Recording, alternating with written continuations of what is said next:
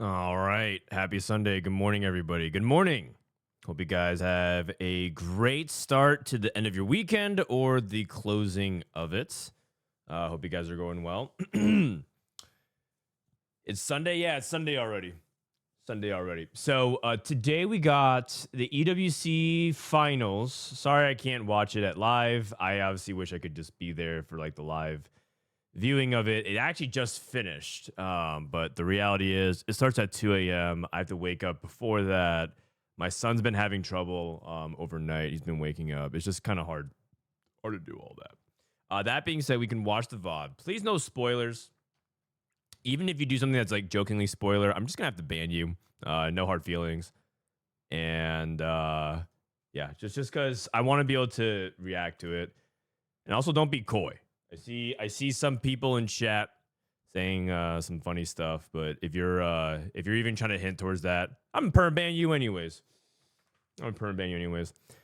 Hey bud, since there's no spoils, can you spoil chat with 10 gifted? We said no spoilers, man. Pacers game tonight. I hope it's exciting as the last one. I think the last game was one of the most exciting games in quite a while. So I don't know. I don't know if it can match that kind of level of hype. The spectator is really bad for EWC. It is what it is. They don't even respond to my feedback anymore. Before they would like reply and be like, "Thank you. We sent this over." But whenever I say things to them, they just don't know me. Already had an account, so. All right, and then later today, I also have a sponsorship show match with Mecha Bellum. You guys may have seen me play it a little bit over the past couple of days. I played it on Thursday and Friday. And then later today, the end of the sponsorship is that I play a show match to Box. I practiced a little bit. I'm not very good, but I'll have a coach, and I'll be able to play Box 1v1, so that'll be pretty fun. That's going to be at 5 p.m. Pacific, but that's in a while from now. It's literally like... It's literally in like 10 hours, 9 hours from now. So don't worry about it too much if you're just like here for the first half or EWC anyways. All right, we're going to go ahead and close this card pack shop and get started here. And start watching some EWC. Man, I'm getting more dogged again. D-Blade, thanks for the 4 months. Appreciate you, man. Always great seeing you spam chat with emos. All right, so it's best of 3. Shouldn't have been in the last chance qualifier, but should have been able to qualify through their initial. Today, if you win a single series, you are through to EWC. You are through to EWC. Estimation point scores if you want spoilers ahead of time. And let's talk a little bit because I believe they're just updating it, so we're gonna go ahead and get started here in a little bit. The flex player on the team, while the other replay and Dissoap, you usually see them trading back and forth on the marksman or the amp. All right.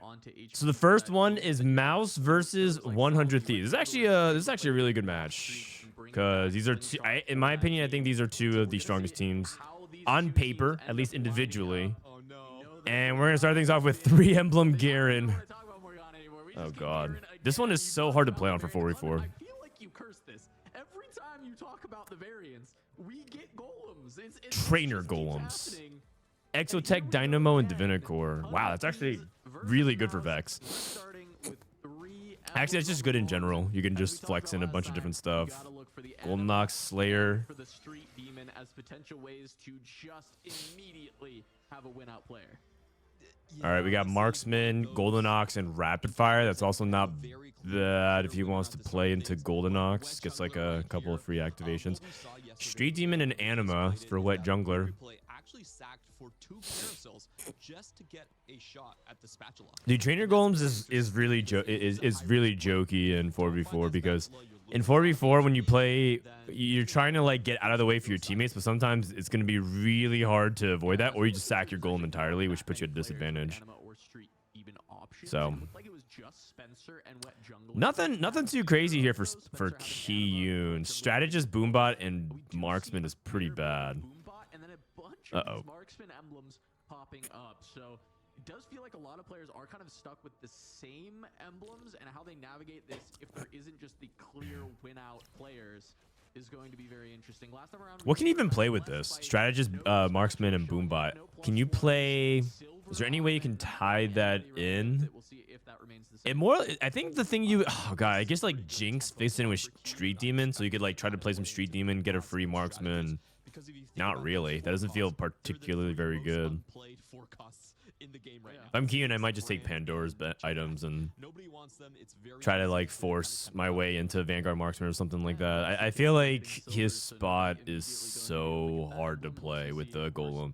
Kian's games, from what we've seen on broadcast, have been kind of hard. That's going to be a big thing. Was there only one Street Demon emblem? I think so. There might have been another. What other things can be grabbed? Kiyun, of course, just gonna Okay. Yeah, he starts out with Morgana too. At least he has an opener. Branching out into Dynamo for Spencer. Oh wait, he didn't get the Anima squad. That was on Spencer's board. We replay with a Young, Wild, and Free jungler, just full open, hoping that he can get spats. Salvi with what? Golden Ox. AFK coming in from Losher. And what we typically see from MOUZ is that Salvi tends to be their win-out player. They give him the highest Okay, so Golden Ox Rapid Fire Slayer, that's like a reason to try and play. I mean, a lot of these are reasons that you could play into Golden Ox, but I don't think you're supposed to really lean into Golden Ox unless you're really far ahead in snowballing. So it's Slayer and Rapid Fire, which is not that great either unless you're playing 6 Rapid Fire and leaning into that. I guess that's okay. You could play Rapid Fire and just play 6 Rapid Fire for tempo. Play for like a top 4. Even if you don't have the even if you don't have Renekton with Rapid Fire emblem, it's totally fine. Hi, are spoilers allowed? I wrote in big, bold, or big capital letters on the stream title, no spoilers. In fact, if I even see a single spoiler, not only my permaban, I'm just gonna not read chat for a few hours and just keep going. Slayer emblem, Vayne 2. That's pretty good. One of those lines that I have to say you need a lot of tempo early. It can be a little bit risky, but we have seen teams like QAD pull it off. Yeah, and it is gonna be nice. Okay, so Slayer, Bruiser, Syndicate. +1 Slayer, +1 Bruiser. It's like nice, I guess, because it's just high tempo. Like the Bruiser can help you with the Mundo, and then you can just play for high tempo here for Sologa Song. The tricky thing about this in 4v4 as well is that it feels like you could play a couple of different lines, but you sort of need to like say what you need to do early, right? So if Sologa Song wants to play in the Syndicate with Shaco, he needs to like say that really quickly. And then, because if someone else has like a potential Slayer opener, right, and with Shaco 2, they have to pivot off of it. And that's like an easy version of it, because Solo has 5 copies of Shaco. But for the other players, it can be really tough. Dissoap is going for what? Oh, he's going for Morgana. Okay, so Dissoap's opening for Morgana. And he'll take a pan off Carousel as well. I wonder if he's a good Exotech. What happens if they lose? If you lose twice, there's no EWC, but you have 2 chances. All you have to do as a team right now is win 1 series today. So one of these 2 teams is guaranteed through, but then one of the other 2 teams is also guaranteed through, and then we're gonna have 1 more showdown. All right, Dish Soap. When they don't have a very clear win-out player, they have a pretty fixed schematic, and Dish Soap versus Wet Jungler. Wet Jungler clearly looking for a spat or pan. Like a win-out spot on the flex, then they can be in trouble. And I'm looking at this board right now. There is a lot of win-out potential on the side. Okay. Dish Soap has tier on his side. That's really big. Very, very big. And then Kiyun trying to deny Wet Jungler. Looks like for now. Oh, sorry, this is replay. A bullet. Yep, and Dish Soap able to steal away the tier. It is on a 1 cost, which is a little unfortunate, but he does need that tier for the Morgana. And I believe Wet Jungler was also looking for that tier. We see one on his bench, potentially looking for the amp. We see that come out of Lost. All right, so I know you've been partial to when the Wind Streaker actually gets to play the amp. It tends what is Wet Jungler gonna do now that he doesn't know pan and spat? What's the plan? It's been very common throughout the tournament that the player who just full opens, full loses. Isn't this actually the problem? Isn't this sort of the problem with playing for a spat on trainer golems, which is like now that Wet Jungler's missed, what's the plan? He doesn't have Cypher, so he just loses 2 more and then hopes that he gets a gold orb, hopes that he gets Cypher. maybe rolls for it. Even without the But he puts himself in such a he was tough on spot borderline, he was willing to because spam things like he wanted so remove, badly stash to try to get control, to it. not hold on for the That's what makes it really, really buff. tricky. Typically, the way the line works is you stabilize off Nico and Annie, both hitting 2 stars, but QAD is just like, you know what, I'm just going to play tempo into it, and we'll find the tier later on.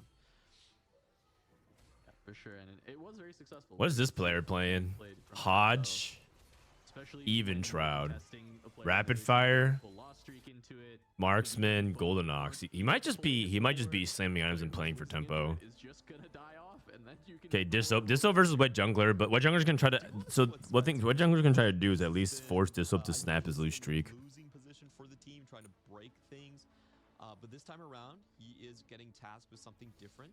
You're not gonna believe what happened to end this VOD. This looks like he's All right, gonna go guys. for I said no spoilers today. Don't say like you're not going to believe what happened. That's setting up expectations, man. by the dish soap line. Come on. Yeah, especially Come on with that now. +1 Dynamo that was grabbed from the branching out. All right, we got Like that Dynamo. release. You do have this the +1 Bastion +1 Bruiser to try and decide your front line around. Plus this +1 Anima might. You know how like you're watching a like imagine if you're watching a film by Christopher Nolan and be like, you won't believe this crazy ending. And it's like, well yeah, that's kind of. I watch to be excited. You know what? Sitting on +1 with their Golems, so any single special appearance. Don't be like that, man. Don't be like that. And just instantly a win-out player. Yeah, definitely looking at the augment selections as well. If anyone's able to get that crest. Okay, Disso lost, but Jungler lost, so they both have 5 loss. Salvi and Spencer. Okay, so both teams control both extremes. One win streaker, one full lose streaker for both teams. Salvi and Spencer, the two with the large. What Jungler doesn't have Cypher yet, so This yeah. is And then where Disso, things start to it's get actually good that spicy. Disso You didn't start play to see Jungler because I'm Disso pretty sure Disso would have won him Oh yeah. one versus him, so he would have snapped his loose streak. He hasn't really made meaningful progress on his Pandora's bench since the beginning of stage 2, but it's fine. Is the chance for a spat good enough that's worth full opening? It's the it's only 10% or something, like 11%. Boxbox told me is 11%. Full opening for a spat is really, really low chance, but it might end up like it's one of those things where it wins you the game, and so it's not like a pure 50-50, either it happens or it doesn't. It's more like the impact of doing that can be so swingy that it might be worth doing it. And also you kind of want to have one person lose streak anyways. So Wet Jungler could be like, Solo Song hits Shaco 3. Solo could be like, oh, my board sucks anyways, so I can just open for the Street Demon stuff. And I think that makes a lot of sense. I do think that it just so but you know how it works though, right? Like a lot of times the more you try to force it, the less it's gonna work out. If you end up just playing, like if Salvi and Spencer have the ability to get a spat and pan because off of an orb or whatever, they're gonna be in such a good spot because they have so much HP and econ already. So it might be ironically one of those things where like the top people who are win streaking and high HP might be the ones who hit like the 10 Street Demon, the 10 Anima. And not Wet Jungler, even though he's opening for it. Because then the other element of it is Wet Jungler is opening so hard that is he going to be able to get to 9 and play the 10 piece. We are going to get gold or 2 silver. Wet Jungler might roll the. I don't really think. Actually, I don't know what he's playing at all. Misconnections, Pandoras. He's thinking about 10,000 IQ to play into Amp. Just lose 5 times, or lose 3 times rather. The casters are complimenting the observers. Great job to the observers. I do want to check on Sal. I like it. Positive reinforcement. I'm not sure what he has been playing so far. Restart mission. Wow. Okay, that's interesting from Losher. Cybernetic. Game 2 of the series was so peak. I'm gonna start timing out, people. Sorry, guys. Stop spoiling. Next person to do that gets a ban. I understand that you're excited for it, but come on, man. This is the turn that the Golemify tends to be the weakest, just because of the fact that you don't kind of have a board, but he did end up getting something decent together. And it looks like the power of the Golem's HP on 3-2 is just enough that even though it's All right, Salvi. Salvi loses a streak. That's a really big win for Spencer. He actually picked Golemify and won afterwards, which is not always something that can happen because sometimes you just lose it because you just don't have enough DPS.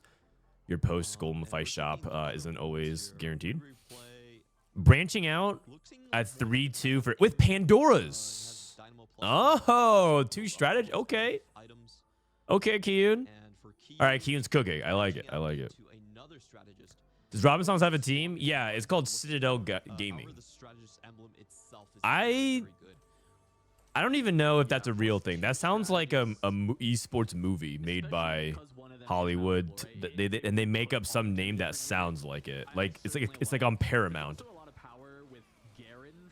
You know when Riot made like Players, the fictitious LCS mockumentary or whatever?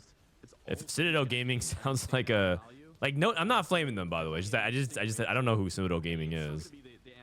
I would imagine, but it does open up the Garen to be much more powerful, or at least Zed.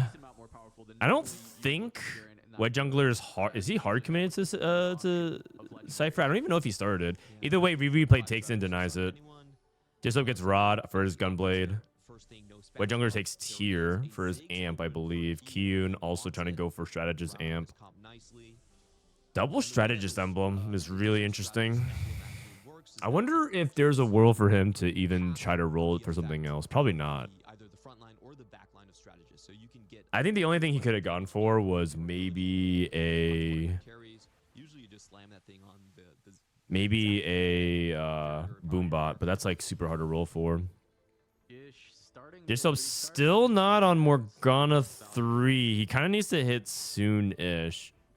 Jungler hit... Wait, Jungler hit Zed anyways. What? Man, replay denied it, and then he hits it anyways. Okay, so Disop hit Poppy 3. And now it's like the point where I think if you're Disop, you kind of want to push levels and not like be beholden to going for Morgana. Just rolling for Morgana feels kind of bad. And he already hit Jax 3 as well. He also has Chassis. Chassis is not like that amazing on Jax compared to Mordekaiser, but it's still solid. He still shields, so it's not bad. It's certainly not going to be as good as like a +1 Bastion on the Morgana. Okay.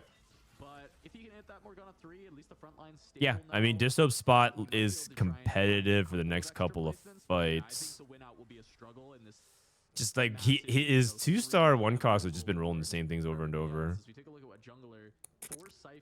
Another problematic thing was that Disop was rolling for 2 stars, so you could use 2 stars and have them Pandora's bench, something like that. This is the danger of falling into the hey, let's just gamble for spatula and carousel sort of trap here. He is playing with the. What's the score so far? It's 0-0. I have in the bottom left. Very clear that he has that sort of amp out on the back of his mind going into this. Wet Jungler, by the way, does not have that big of a... He doesn't have that good of a Cypher cash out. Doesn't have that good of a Cypher cash out. 120. He loses pretty... he's going to get like 175 maybe. Like the 175 breakpoint. So then he gets like... He can get like a golden remover and 2 components, I think.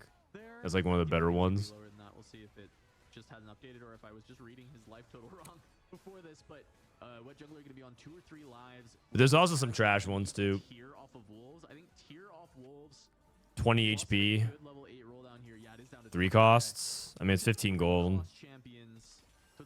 Ah, Yumi too. I mean, it gives him Yumi pair. It's like 2 dupes for his Yumi. It's not the worst. Rolling already. Annie. Why is he holding Cho pair? Is that one of his techs? Try to like, the 5 cost. That's not. It's not what he wants. Oh, is he open to playing? Is he open to playing Street Demon? I don't think so. Surprised why he's playing Cho'Gath. Just feels like a waste of a gold. It's all good. He makes 30 anyways. No tier. Wrong 5. He hit every 5 cost except the power ones. No Zach. No Samira. That's actually so unfortunate. No Nico, no Samira. Oh, never mind. This guy's a beast. Wait, he actually hit the Nidalee right after as well. Okay. Yeah, never mind. Samira, Nico, and Nidalee all showing up. Just missing that tier, which I do think is important. I wonder if he Some people like to stabilize on show 2 in front of him. I've seen that before. You just basically buy anything that can make sense because your front line is so bad. And he's uncontested. I think this is honestly a pretty decent spot for Wet Jungler. I mean, he did find the Samira. The front line leaves a little to be desired, but it is an Annie too, so the Tibbers will supplement. I think Kiyun is in. Don't worry, just wait. Right here. He didn't have the econ to contest on. Time down an hour. Sorry, Ferdy. I have to make an example out of you. Nothing personal. Just I don't want people to keep saying, "Oh man, this next play is gonna be crazy." Oh man, imagine if you're watching a movie and your friend just keeps saying, "Wait, the next part is so good. Wait, you're never gonna expect what happens next." And it's like, dude, just let me watch. Rand seems to struggle a lot on this patch. Now, I agree with you. It's possible that just needs to be. Dude, it's so crazy. This fight scene, you're never gonna expect it. It's like, okay, man. That's the best? No. I actually unfriend those people. They're uninvited to movie night. It's not that worth of an item for him to pick up instead. As we see the Golemify board from Spencer, he is playing around that Elise for now. It is just an Elise 1. One of the interesting things about this lobby is. All right, here we go. We actually have MF as 4 Dynamo. contested units. Okay, Dishop has abandoned Morgana 3. At least he's like not abandoned it fully. He's put it on cooldown and decided to play around Elise 2 instead. I think that's smart. I expect Wet Jungler to have a very I think that's good smart. score with all the units he was able to hit, even holding on to the brands as well because he has the. Dang, it's actually crazy what Jungler has stabilized. I think Dishop might be able to sneak. Never mind, his Annie 2 is too strong. Never hit the Morgana 3 and is I was paying attention to Samir health, but Annie's health is too high. both him and Spencer are kind of stuck playing. Dishop might lose control and of stabilizing and might just go like 8th. And I think a lot of that is just due to the golems that they were. We replay playing Divinity Core Zed. No Garen. Lineup, everything frontline. Holy cow. Oh man, his board does not look very good. On the current patch, actually this setup kind of slaps, but on last patch, not nearly as effective. Two members for MOUZ in the bottom four already expected to move up the standings. Yeah, and while this rapid But I do think Divinity Core Zed actually has potential to do well. It just it actually caps really high, but you sort of need to get to the end game state. It reminds me a little bit of Golden Ox, which is like once you start getting to like the Garen mods and the critical mass. Actually, Golden Ox is different because you're trying to stack it every turn. It's more like the Urgot. Once you start getting like to the critical mass of just stuff, it's really hard to deal with. Dishub lost again. I'm actually really worried for Dishub. I think that he might be in trouble. He might be cooked. There's a Runins on Draven. It's fine. Draven's a rapid fire unit. If you have AD on him, it's fine. Like Kiyun is getting completely out-tempoed by Wet Jungler. You know, Wet Jungler got pretty lucky on those roll downs, got a huge cash injection. Wet Jungler picked 10,000 IQ. Yeah, he did. I mean, I think this is pre-nerf 10,000 IQ. Where you get 8 gold instead. 2 MF items sitting on the bench is just like, where's my MF? Yeah, it's a bunch of 100 Thieves players running into each other, and yet none of them hitting. It's not even like they're holding each other's units necessarily, because none of them are finding the unit that they want. Meanwhile, Okay, it's coming together for replay. It's coming together. because of that, they're able Does he to go guard breaker or like BT for Zed here? And also, I mean, to be fair, Wet Jungler did hit very quickly on that roll. He doesn't have any sundering, so if he uses BT, those are his sundering components. You kind of do care about that. Yeah, it was a very good out plan from them. Who's this on the other side? This is Spencer. Spencer didn't hit anything crazy. He got Golemify into Dynamo. And ultimately, he's like contesting Dishop for Dynamo backline, which is like kind of brutal. I guess it's like Dishop can just hold Jhin plus Elise plus Aurora and Morgana. And Spencer can go for MF. Uh-oh. Oh, you guys, all 4 members of 100 Thieves lost. Can't get the job done at the end. Oh, man. I'm thinking MOUZ is in too good of a spot. Bottom for 100 Thieves. Meanwhile, MOUZ still Salvi hit Leona. Salvi and Solo and Losher still ahead of the pack as well. Dude, I just don't see any power positions from 100 Thieves. No one looks particularly super strong right now. Maybe, and even then, you need more than one person because they need 2 people here to pull up. If no one top 2s from your team, you automatically lose. There's another way to think about like not going 8th. If no one in your team can go top 2, you would lose guaranteed. Because that means that 2 of your opponents did. So who in this lobby can top 2? Compared to the board from Wet Jungler. Yeah, and it looks like Anyone? fully agree with you, Clement. Qun maybe? Is at least somewhat Definitely not Disso. only putting the blue buff in to try and at least And I think Riri plays on the sus side. be a perfect sacrifice is actually very close. The Poppy's a little too strong. So even just weakening the board. Spencer can't either. It actually might be a 5, 6, 7, 8. I'm actually very.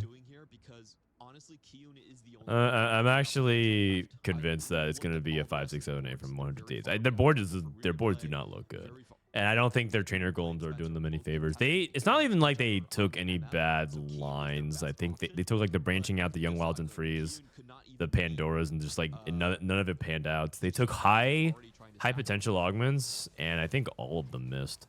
Yeah, and the issue is Dish Soap's not really beating anyone else either. So the fact that you can't even beat a weak member of your own team who is sacrificing for you, it's gonna be a problem. 40 gold to roll. Kian has to send it now. I wonder if Dish Soap needed to not play more. No, but he had Pandoras and he had 5 poppies, right? And he needed to have loose street to contest. Nah, that's probably fine. I'm trying to think if there's anything 100 Thieves could have done differently based on what we saw, but it's hard to see without looking at their openers. Macro wise, I don't even dislike the way they pick their comps either. Like Qun, Pandora's tried to play tempo, never got the econ going. Replay's Divinicore Zed wasn't even really the big problem. It's just more like they didn't really have any power comps besides Amp, I think. And Qun is 8th. It's all up to just a Yumi, and there is just not enough gas on this board.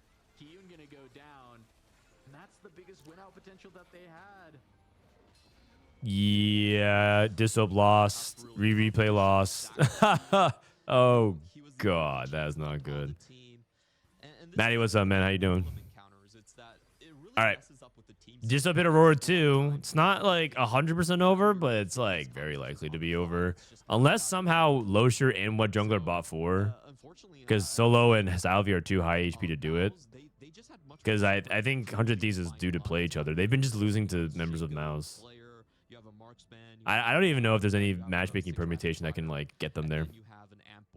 So there was a lot more clarity on MOUZ's side. They weren't contesting each other. It just fit the natural schematic a little bit more that most teams are running with. And they're just running over 100 Thieves at this point.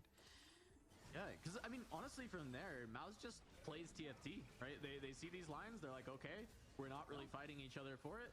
We'll just play some normal TFT, and these are 4 incredibly strong TFT players. And I think it was made a little bit. All right, Disoap's Aurora 2 doing damage. I'm listening to the caches. The caches said like MOUZ got to play TFT, and it's like, well, kind of. It wasn't very hard for MOUZ to play some TFT. Spencer hit Renekton too. Now they have to 1-2. Dynamo emblem on the Renekton. Okay. This is just going to be a full domination in game 1. Very well might be. I think we have to like Salvi just played marksman, and I think someone had the opportunity to do that on 100 Thieves side. Like just had like marksman and wasn't anything else crazy. I guess Salvi gets to play Kindred. If you have marksman rapid fire, you can just play Kindred for like the team buff. This person played rapid fire, Zeri, and Draven. Right, so like you could do stuff like that. That might be something that I don't know. Again, I don't know the spots, but it's possible that 100 Thieves could have also tried to play more standard and straight up like this. But part of it was like Disoap low rolled, White Jungler high rolled, Qun low rolled. And so like that kind of momentum really gets the game away from you. And Disrupt's dead. Spencer's dead. Oh my god, it's actually a 5, 6, 7, 8. Yeah. Okay, you know what? Yeah, sure. A street demon emblem doesn't really matter though. But also an artifact anvil. This is just silly. Okay. I mean, it doesn't really matter. Game's over. So like you might as well pile on all the variants. Why not? Like make them play it out and a prismatic orb comes through. Wits End Renekton. Wits End Renekton apparently is pretty good. Because he gets a bunch of healing. Spencer's actually kind of strong now. Spencer's actually kind of strong. But they're just waiting for Spencer to die. Redeem, ban yourself for 24 hours. Wait, Ash, why? All right. See you tomorrow, buddy. This game's a little incredibly strong. They should be able to find the win any given day between these. Why would you do that? All right. Can we is Spencer going to do a thing where he wins out from here? That'd be so sad, actually. Because then it's like they actually had one person who could win out. It's actually happening. You're giving your team the best advice on how they can actually win out the game, what units they have to hold on their roll downs. You get to scout for them. Wait, he actually did it. So there is a chance that he could get first place. No spoiler, but the last game isn't available. All right, Rico. Everyone, thank Rico for his service. 30 lifetime messages. Ban. Really, honestly, appreciate you, man. a lot of extra damage there. Yeah, Selvi just in such a comfortable position. Bye, Rico. You'll be missed. I have to say, for 100 Thieves, they must be hoping for just normal encounters. I don't know why this team is so. All right. Anyways, the game's over. Spencer actually won out. That's actually crazy. That's actually crazy.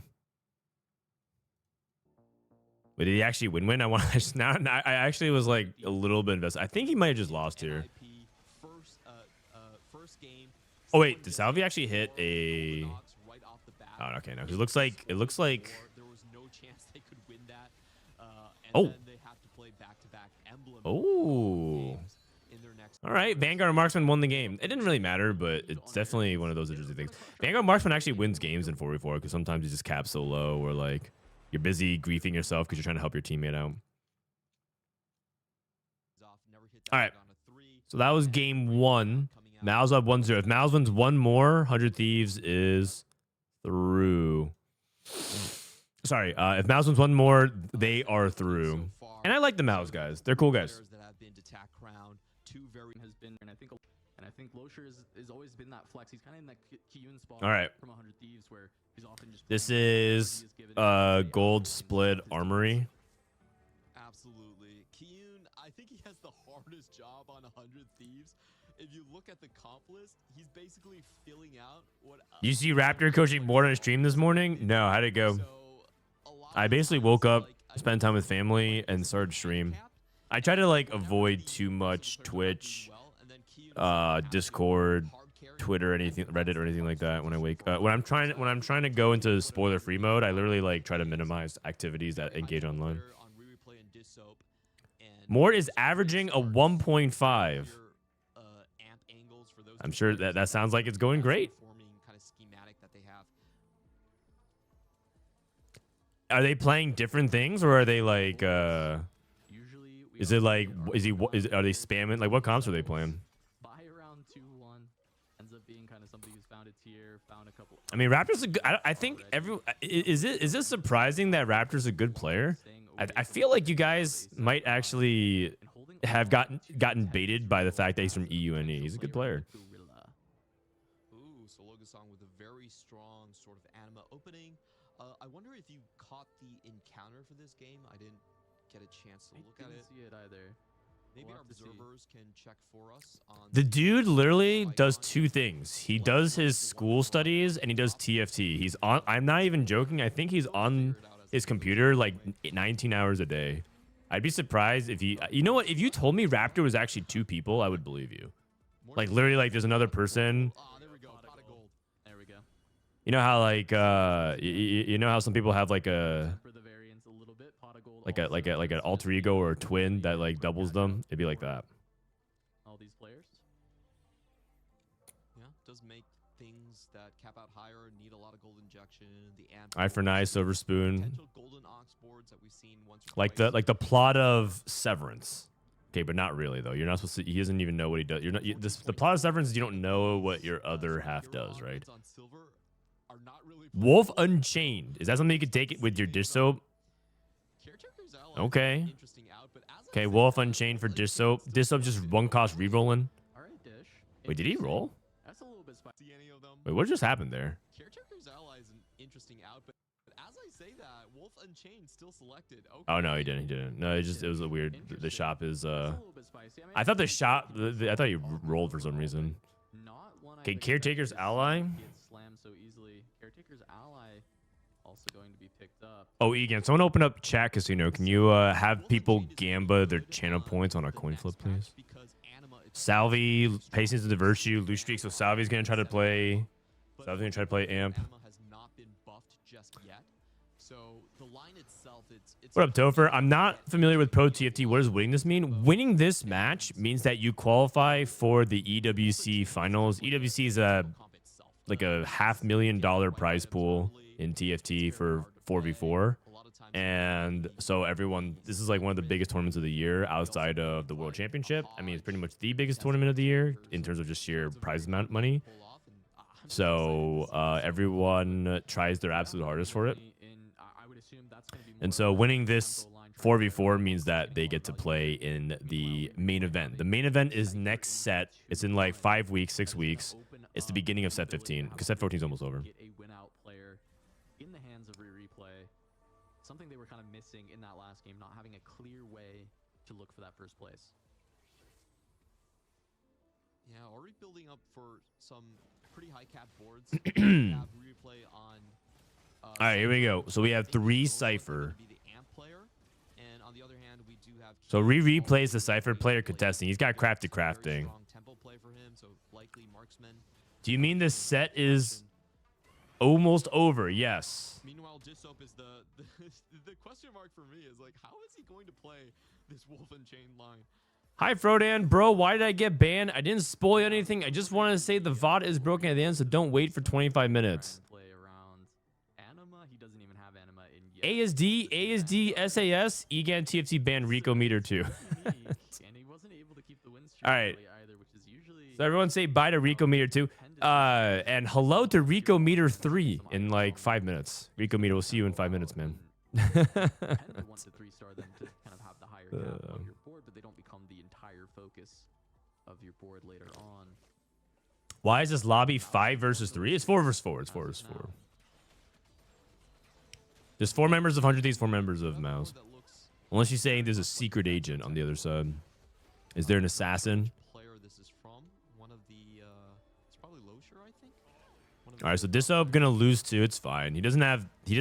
I think it's a low item opener because there's a little bit more gold. So Dissoap's gonna be looking for a glove. Replay looking for a Cypher. Right, open tier, 3 cost. I don't think he needs LeBlanc. Losher would definitely want to take that. Spencer trying to go for the tier. And take it away. Salvi ends up getting that Cup. tier. Dissoap can go for glove if he wants. Usually you play like Hodge. If Salvi can actually break a replay streak, replay is trying to full loose streak. He on goes the side. Rod. Well, Salvi can just go full open. He's playing patience as a virtue. Not many great things left over for MOUZ. I expect So him to be the we'll see. AFK player.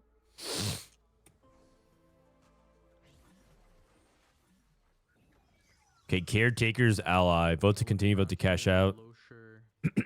Oh, sorry. So this is Losher's board. He has a caretaker Vagar. Yeah. Ooh. I'm wondering if he can actually. I mean, generally cash that speaking, line. players always vote to cash out here. Always see this cashed out immediately in 4v4. Just a little bit low for everybody. Bro, I won't talk anymore. Please don't ban me. I just want to read the chat and chill. This is my last account. Wait, he actually does have a Rico Meter 3. I mean, he can level it up and use it as an item holder. That's what I expect him to do. All right, unban him, man. Unban his main, but keep his other accounts banned. Replay does have Salvi in his Poor rotation. guy, He has man. No option but to lose. You gotta respect the hustle. He has he has 2 alt accounts. That's tough. I guess you can rebuild the streak since he had this in. Flip the coin. Flip the coin. All right, here we go. Ready? 3, 2, 1. Flip. Coin flip. Heads. Congratulations, heads. For the Cypher. Replay beat Salvi. Salvi full opened on him. Stage Come. 2 without seeing Salvi. And then from there, Salvi will probably have to play a board in stage 3, and replay can actually get away with it. We believe in reformation. We believe in change. We believe people can grow. We believe in people's capacity for change. Welcome back, Rico. Right now, MOUZ does Welcome have back. a pretty good HP lead on the top side of the board. I forgot what jungler is running, so I'd like to. So Salvi griefed replay, but Salvi sold his board, so he has no cipher. So I wonder who that favors. I think Salvi says, if I sell, I have more econ than replay, who has crafting. So that puts him in a tougher spot. White jungler was Shojin guard breaker, generic open items. He has dynamo, so you can lean into dynamo immediately, or you can pivot into something else. Kyun Rageblade. This looks like marksman. Early Xayah. Okay, that's good. So that's very interesting because if you think about the way the boards are set up, And he's playing Pandora's. Unchained, which usually is an anima. I kind of thought he was gonna do this last game, like play Pandora's into marksman last game, because I don't think his spot was looking good. He played into amp.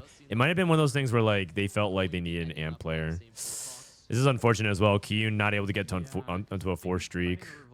Xayah and Leona. That certainly hurts their prospects. Once again, kind of running into each other, and that was the big problem last game. And last game, it wasn't. Okay, Disso finally found some copies of Silas. Oh, 7 Silas? No, sorry, that's 4 Silases. Oh no, it is 7 Silas. It is 7 Silas. Wait, he's trying to roll. He's rolling really deep at 2-7. Oh wow. Is it before? Oh, it's before other people can grief him, because there's maybe other 1-cost rerollers. 7 copies is pretty good. 7 copies is pretty good. I don't know if anyone from MOUZ is playing one. It might be a Morgana player on the other side. I'm cautiously optimistic. I think Rico Meter, thanks for the gifted sub. He said hi. Wait a second. I thought you said you weren't going to type anything anymore. I'm wary of this line, but I do. Vagar too? Probably not. He always kind of knows all the different lines that he can take. Is you look over at Spencer, and Spencer actually playing. Sag, sorry. That's okay, man. Money fixes everything. You have officially donated some dollars to the stream, so of course that means that you are safe. We do accept bribery. We do accept bribery here on this channel. Any predictions? I predict that MOUZ is very favored. I think MOUZ is a good team. They're one of the teams that gave us Vitality with some of the hardest in scrims. They're individually very good. They're just good thinkers about the game as well. I actually think that one of the most underrated players in this lobby is Losher. He's quite a solid player, and I also think he is a good leader. Like, I've sat in on like VOD reviews and practices that he's led for EU. I've sat in on some like EU practices, and he's like good, and I think it's a really valuable skill in 4v4. It wouldn't surprise me if Losher's the actual like leader of the team. So yeah. Binary airdrop generically really good. I don't know if you want something like Radiant Refactor for Silas, because in general you power load onto your hero augment. He's also lacking components. That makes sense. I think the best item for him is the Omnivamp ones for Silas. I need to check actually. What is the best Radiant item for Silas? He probably checked that as well. I don't remember the math on it. Belt overflow here. Radiant item. It looks like it's Radiant BT. It looks like it's Radiant BT, and it's not even close. If you look on Silas, the stats. Radiant BT, and you don't want Radiant Fist of Fairness or Titans or anything like that. So, is hitting matches in 44 games a decent achievement? Yeah, it's pretty solid, man. If you hit matches in 44 games, that probably means that you're a challenger player smurfing, or you're playing on a server where you're just naturally like the server population so low that the skill gap is really big. Yeah, I felt like no upgraded frontline units, but as we're looking here at Sologasong, I see the Radiant Warmogs just to buy some tempo, but also the item slams. He is not the leader. Who's the leader on Team MOUZ? Later on, or also Who's the IGL? you know, you have Sologasong went Radiant Warmogs. on Okay. Seraphine for now, but then He has Pandoras and Radiant Warmogs. it's a good Zaya item and a good Aurora item, and potentially just trying to run into this lane that you see. Chemtech Overdrive. Okay. To be in Blue Battery. their prospects and open up the door for the rest of your Chemtech Overdrive just for like a little bit of tempo and gold. That one is more interesting. This is Blue Battery into Amp. Salvi's already established he's playing Amp. He's Amp every game. Or sorry, every time, not every game. He's Amp every time. No reason not to play Amp from here. To go further with this one. So Is there IGL on Team Vitality? It's usually Soju. It's every team has to have like one person that's generally the most in my opinion, I think it works best when you have one person who's the most. Oh my god. We're getting some Okay. Clement, I know wanting to avoid Choose one. You have 918 seconds left. board. What is this? What Open up rapid what overlay is this even for? Like in the game? in a spot 911 seconds left. Oh dear. because if they can find it, that's one of the best ways to look for the win out around that rapid fire Renekton. And I'm trying to think what other boards could really utilize +1 right now. Yeah, this is. All right, so we have Toma traits for everybody. That's not good. Okay, so Sologasong opens. Oh, he has Pandora's, so he could fix it if he wants. He just gets Anima Squad. Okay. Radiant Warmogs is good. Anima Squad, very solid setup. Sologasong is going to solidify his Man, I'm position. getting more dogged again. Just getting the anima for tempo now. Does But ping affect games? Not really very much. out of this just I because stalked some guy who plays 2,000 games per set Yeah, he could and roll it. can't get to I GM. had the thought that he Dude, was gonna just try and 2,000 games per set? There's no way. 2,000 games per set has to be a shared account. unit, so I'm not surprised There's no way you can physically play 2 games, 2,000 games a set.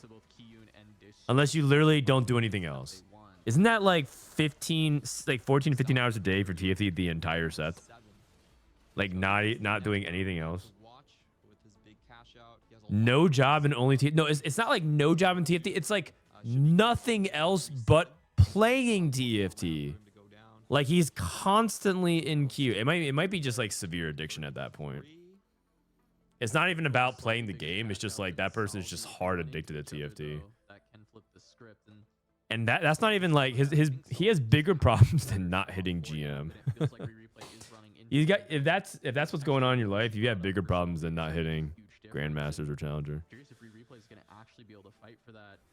Ends up being Radiant Bloodthirster for Dish Soap. So That is an insane amount of games. Bastion emblem 2,000 games on that of TFT for perspective is like I think that's like 2 months straight of queuing TFT in a row. Like as if you never did any like you didn't even sleep.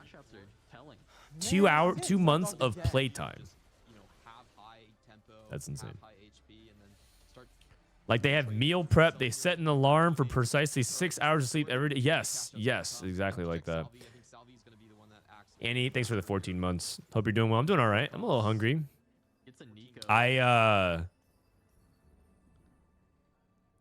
I've been hanging out with my wife at night playing TFT while watching Survivor with her. Faster than Replay is waiting until And it looks like. I actually enjoy TFT more that way. Just hanging out with my wife and playing. 6 rerolls as well. Because she does, I'm not that interested in Survivor. I like Survivor, but I'm not like a super fan of it, so I'll like pay attention to it.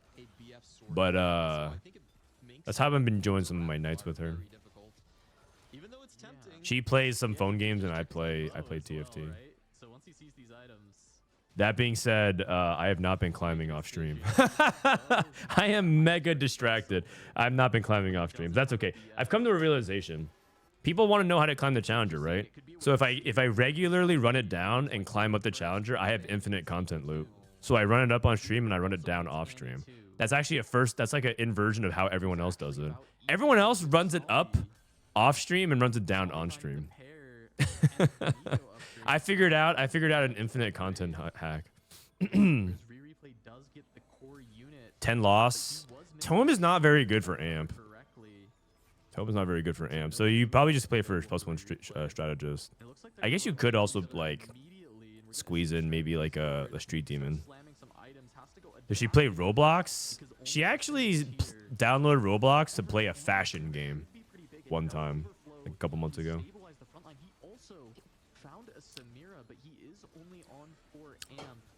Like he wasn't able to get one in, and maybe is missing the Nidalee. I'm not sure which one he's missing. We'll have to take a look at replay's board. Replay lost. 16 HP, no Samira, 6 reroll. He didn't get through all his rerolls. I don't know. I don't like Radiant Relics here. He's gonna take Lucky Gloves. Okay. He did hit Samira. Who's he missing? He's missing Nefiri. Oh, he didn't get Nefiri in. You got strategist. Would you have won that fight if you got? Okay, but he has these guys on Samir. Okay, hold on, we might be back. Okay, we might be back. If replay can get to Samir too, he can win the game. Young, Wild, and Free, Chemtech Overdrive, move a lot. Dude, Spencer's always doing something, man. I actually think Spencer's one of the most fun players to watch in 4v4 because his spots are always so weird. And I feel like 100 Thieves always gives him the hard spots. Like, Spencer's rarely doing, like, the open forward into amp stuff. It's always, like, try to play from a mid spot and top 4 anyways. Or, like, play for placements. He's playing, like, Chemtech Overdrive and Movable Object Nitro. Oh, what the heck is that?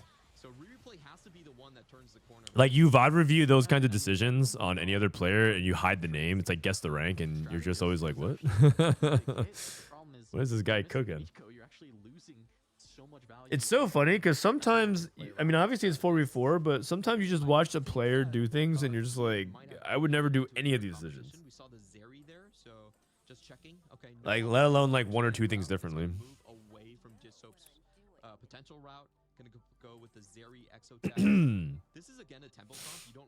It's funny too because when Spencer first became known on the scene, he was sort of known as a hard forcer, like a loose streak hard forcer, and people questioned whether or not he could play flex. Because Spencer used to be like a person that would loose streak and open for it for the spatula because there was like a really high chance spatula was on each carousel. So he would like do those kinds of strats and get rank 1. And when you do that enough, people sort of have this impression that you can't like play real TFT. Okay, when I say real TFT, my bias is showing. When you do that, people assume that you're one-dimensional as a player. But Spencer's actually one of the best flex players like around, in my opinion.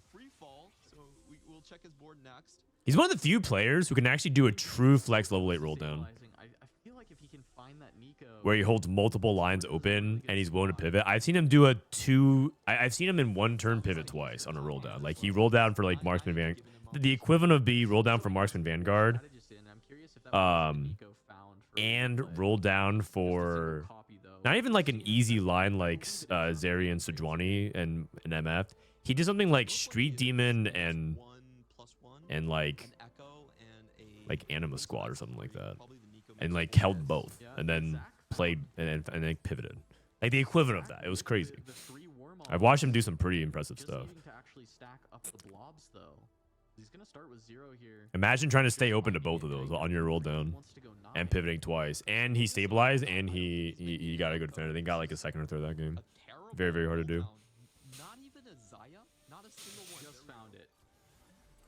Will the strat emblem be better on Annie for replay's board? Generally no, because Annie doesn't look for damage. She's looking for mana generation on the board. So you're not really looking for Annie to have that much damage amp. If you do get damage on her, one of her best like damage items is Archangel, so you can get her to cast faster. Okay, so we'll look at song. White jungler trading HP here. Replay looks like he's stabilizing. Spencer looks like he's losing out. I don't I don't know if Spencer's gonna be able to pull a rabbit out of his hat for this one. Yeah, 2 members of 100 Thieves on Okay, the so he board. played Dynamo Nitro. Spencer's board. I This think is a mess. he's just playing. Yeah, he's just playing grief duty. So he needs, if he finds MF2, Beneath him. That's all he can hope for. yeah. realistically. So he locks for this. Yeah, Hopes that he finds MF next turn. Hopes that he can go for a 7th. He has plenty Okay. of life to spare, and they think Solo should be in free fall. Oh, Salvi did push strategist onto Annie. And the Annie too. It's a solid Okay. spot looking incredible once again. I feel like I would probably put another craftable on her. But Salvi says that you do push strategist on her. I'll trust him on that one. That is gonna be the 3-star I'll trust him on that one. My intuition says that I'd rather have red buff on her to help her cast faster. That feels like more value to the team than strategist emblem. 2v1. Oh, that's a big win for replay. Such a win for replay. It's a really big win for replay. Another loss down to 13, and Spencer able to find a win. Dishop took the loss. Wait, Spencer won? Oh, they must have sacked. They must have sacked for him. Incredible ballsy play here from replay, sitting on 50 gold, knows he needs to be the win-out player, not rolling. Good team play. Dishop that's 79 HP, by the way. Looking really good. You get Call the Chaos got triple sniper's focus, which is kind of weird, but And we have to check kind of Solo's it's on working the okay. board. This is the most critical roll down for him. If Okay, he can Anima get Squad. Leona too, that would be the critical thing. We did see Spencer holding on to 2 Solo stars. I think still needs he's a 2-star. So Spencer's holding things like two gold. Leonas, 2 Zayas, and sacking his own game. So basically, MOUZ is targeting He finds it. Spencer. Spencer's target, MOUZ is targeting Spencer, and 100 Thieves is targeting Solo. Solo hit Leona 2. That's really big, but he still doesn't have Zaya 2. Having to rely on the Anima pretty heavily. Whoever goes 8th between Solo and Spencer is really big. I don't even know if this is enough. I think Solo still is going to go 8th. His entire board was unupgraded, and he hit 1 upgrade. Okay, he's going up against Salvi. Salvi, does he have benched items? I don't think he had a remover. It looks like he's full power Salvi. Salvi does not. Sacrificing Solo in 8. Salvi doesn't really have the HP that he feels like he wants to sack, but I think HP, so they're just killing Solo. less than 3 units. So they're killing Solo and saying that we should be able to get there. It's not there. Okay. Solo gonna take the 8th. So Solo goes 8th. They're just sacking him. Replay finds another win. Kiyun now dropping for 100 Thieves, and we know Spencer's. Okay, here comes the roll. Falling to 20 is a bit scary here, because this very easily could be a 6-7th. 400 Thieves. Kiyun looks decently stable. Kiyun and Spencer both want MF2. I think the way 100 Thieves has set up their couple games that they've incidentally really wanted the same duo carries. Not what you want to see out of the schemes. That's unfortunate. I think replay has to I mean, it is what it is. Sometimes you can't avoid it. holds hands with him in the top 4. That's the difficulty of Spencer's role is like if he has to go between a bunch of people and figure it out, sometimes he's gonna have to contest his teammates. Looking likely though, replay getting to stack the blobs, was able to make it to 9 critically. Has triple Warmog Zach. Jeez, this Zach is insane. Salvi, and he beats Salvi. Replay has triple Maybe not, maybe Warmog Zach. Oh wait, what? actually gets there. Wait, that's actually an insane win. Samira What? remaining. Wait, how'd that even happen? To 9. I thought replay was good. He even has lucky gloves and everything like that. As the pair, so Zach 2 It must have been strategist Annie Diff. facing off against Salvi, and he beats Salvi. Oh, maybe not. Maybe he spoke too soon. The Oh team was my no, God. he actually gets there. That's insane. With just the Samira remaining. That is disaster for replay. Okay, not backbreaking, but very big deal. Very big deal. I mean, it doesn't really matter as long as replay wins out because A critical whoever win we're at the point where it's most likely whoever wins out because Solo's gonna go 8th. I think Kiyun and Spencer are probably gonna go like 6, 7, and then I think it comes down to whoever wins at that point. Part of his board to get that in. I'm sure White Jungler. I'm thinking like it's likely White Jungler bot 4s. 8 of 9. Replay is 8 out of 9 because he hit Zach 2. Like there's no way. Like replay is strong, man. If he hits Samira 2, he actually wins the game. Samira 2 with an item, he actually wins the game. Win-out player. He is very, very strong. Lucky gloves. Tried. Did take take out some items on the MF to ensure it, but Okay. I think this Just is sacking gonna Spencer. win regardless.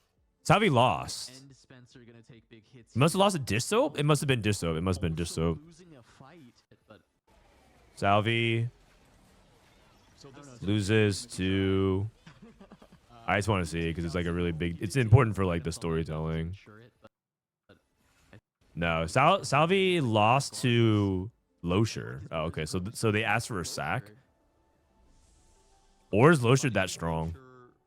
Uh, maybe Losher just beat him We replay looking for Samira pair. four cyber bosses Okay. at this point. He could have taken a third item for Samira as well. Spencer and Kyun just need to take and deny on their way out. It's really about the world champs. Let the champs take it home. Replay and dish soap. Because I know earlier he did have to slam an adaptive because he was lacking tiers. We'll see in a moment. Because that would be an upgrade to this board. Why on your Die Nitro board on TF Tactics do you have Jin on your board, but you're not supposed to roll on Jin 2 on 3-2? Well, TF Tactics is a website ran by different people, so I Yeah, I like it. don't know. Losher's very strong at the full moment. Is TF Tactics recommending that? Having the Kabuko in force But cyber it's not even necessarily a wrong thing to suggest either, because get it for free. it's not even a wrong thing to recommend because you're trying to stabilize on 3. You're trying to stabilize anyways and roll down on 3-2. You play Jin temporarily because you can't get to MF and Aurora, so you have to play something.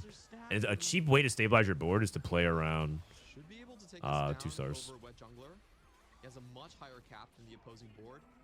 And the opposing board needs falls. 3. So you play like 4 Nitro Jin. You play 4 Nitro Jin with Elise or Morgana instead of Jin, and then you push level, and then you like figure out, you finish your board, and then you push levels. That's like one way you can play it. You can also play like level 5 reroll as well. Try and lock things down for 100 Thieves. Yeah, we're Okay, looking so at this board. Not they the have to greatest 1-3. board, No. and, It's whoever wins the game. I'm assuming Wet Jungler's gonna die here, unless Replay dies. If Replay dies, and the strategy the here series is they're over. actually If holding Replay dies here, the series is over. But if Replay, if Wet Jungler dies, which I'm assuming he But is, Selby, you're not getting Samir 2 either. So I'm just gonna okay, hold that. Distope versus Replay. This could be a little bit dicey. There's no way Distope actually beats Replay, right? They really need him to lose this. Zach has already split. Wait a second. Silas, there's no anti-heal. And he's No, if this is a disaster, and he's down. Dish is gonna win. Replay's going to fall. that's Even it. It's Pippin, that's over. just the series. That's just the series. Mouse Huh? win the series against 100 Thieves. Mouse are going to the Esports World Cup. Oh Board was too God. And he also gets the straight pathway into Oh God. Oh God. Oh my God. What? He has 62. Wait, what happened? Did he have a remover? also getting Samir 2 either. Dude, he doesn't have anti-heal, so he kept healing to full. I mean, he has Annie. This could be a little bit dicey. Facing off against Riri. Oh my God. They really need him to lose this. Zach has already split. No remover? Silas, You sack anyways. You position badly. and he's just getting to heal forever. No, Oh God. that's it. It's over. Also, no remover. Oh, you're right. He has no remover. I think you have to sack anyways. Like I think the way to, like, I guess, okay.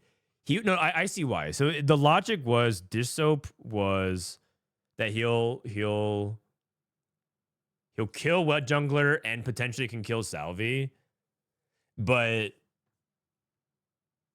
oh man, that's actually really that's really rough. So that's what he's thinking. He's thinking, I have Wet Jungler and Salvi in my matchmaking pool, so I'm gonna try and play strongest board and kill them, so that way we can get our matchmaking solved, and then sack, because he's also one round away. He's also one round away from creep rounds. Oh my god.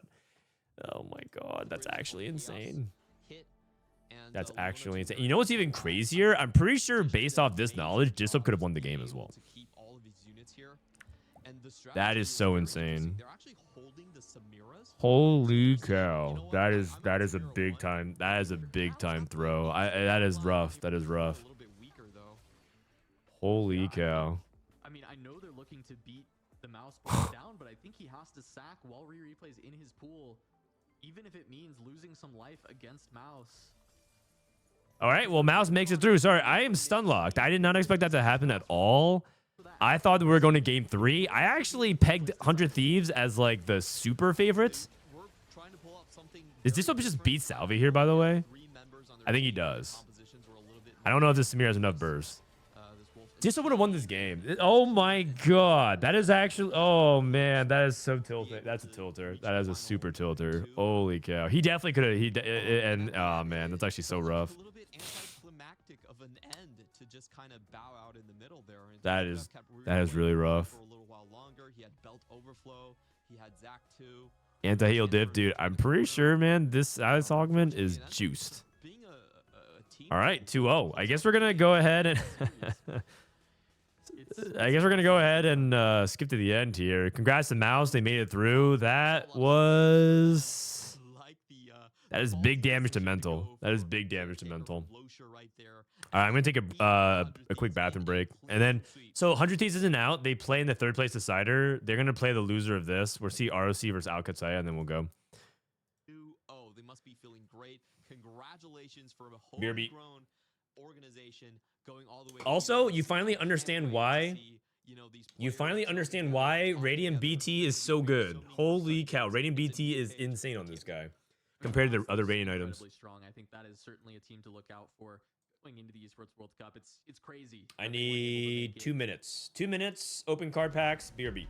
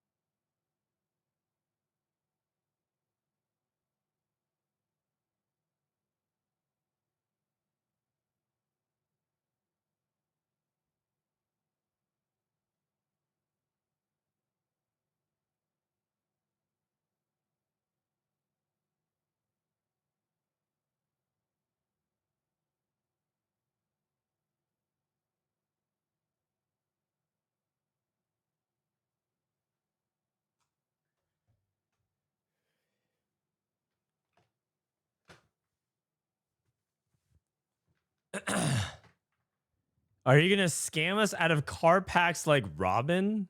Scam card packs? How does Robin scam card packs?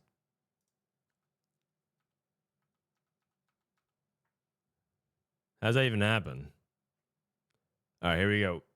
ROC versus Qadsiah. A good fifth. And once again, the name of the game is 4v4. We saw it in the last game from 100 Thieves. The possibility of helping the team is so important. And even though you have the best Thieves, and not saying that their team play isn't amazing. All right, what is this, RNG Golem? You look at the roster, and you just know This is ROC versus QAD.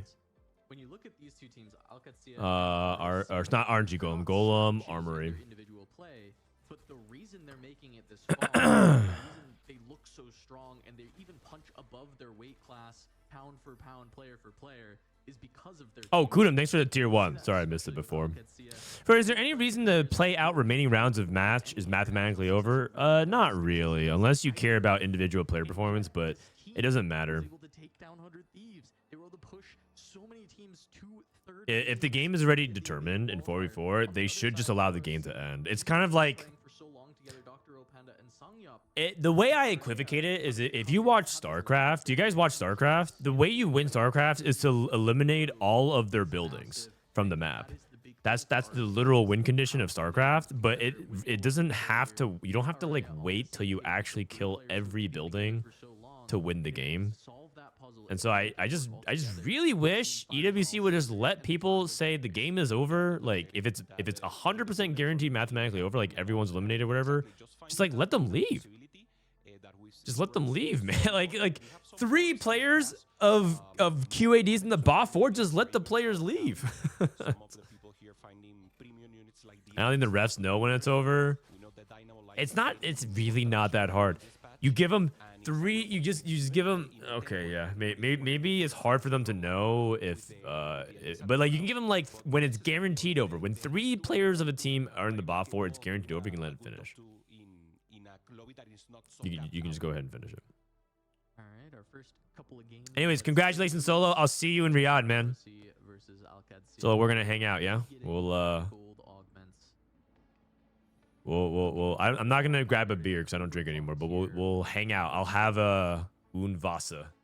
Yeah, Crown Guard has been a good tempo selection. Even though Crown Guarded Overclock or Clockwork Accelerator. 2 Crown Guards, not necessarily.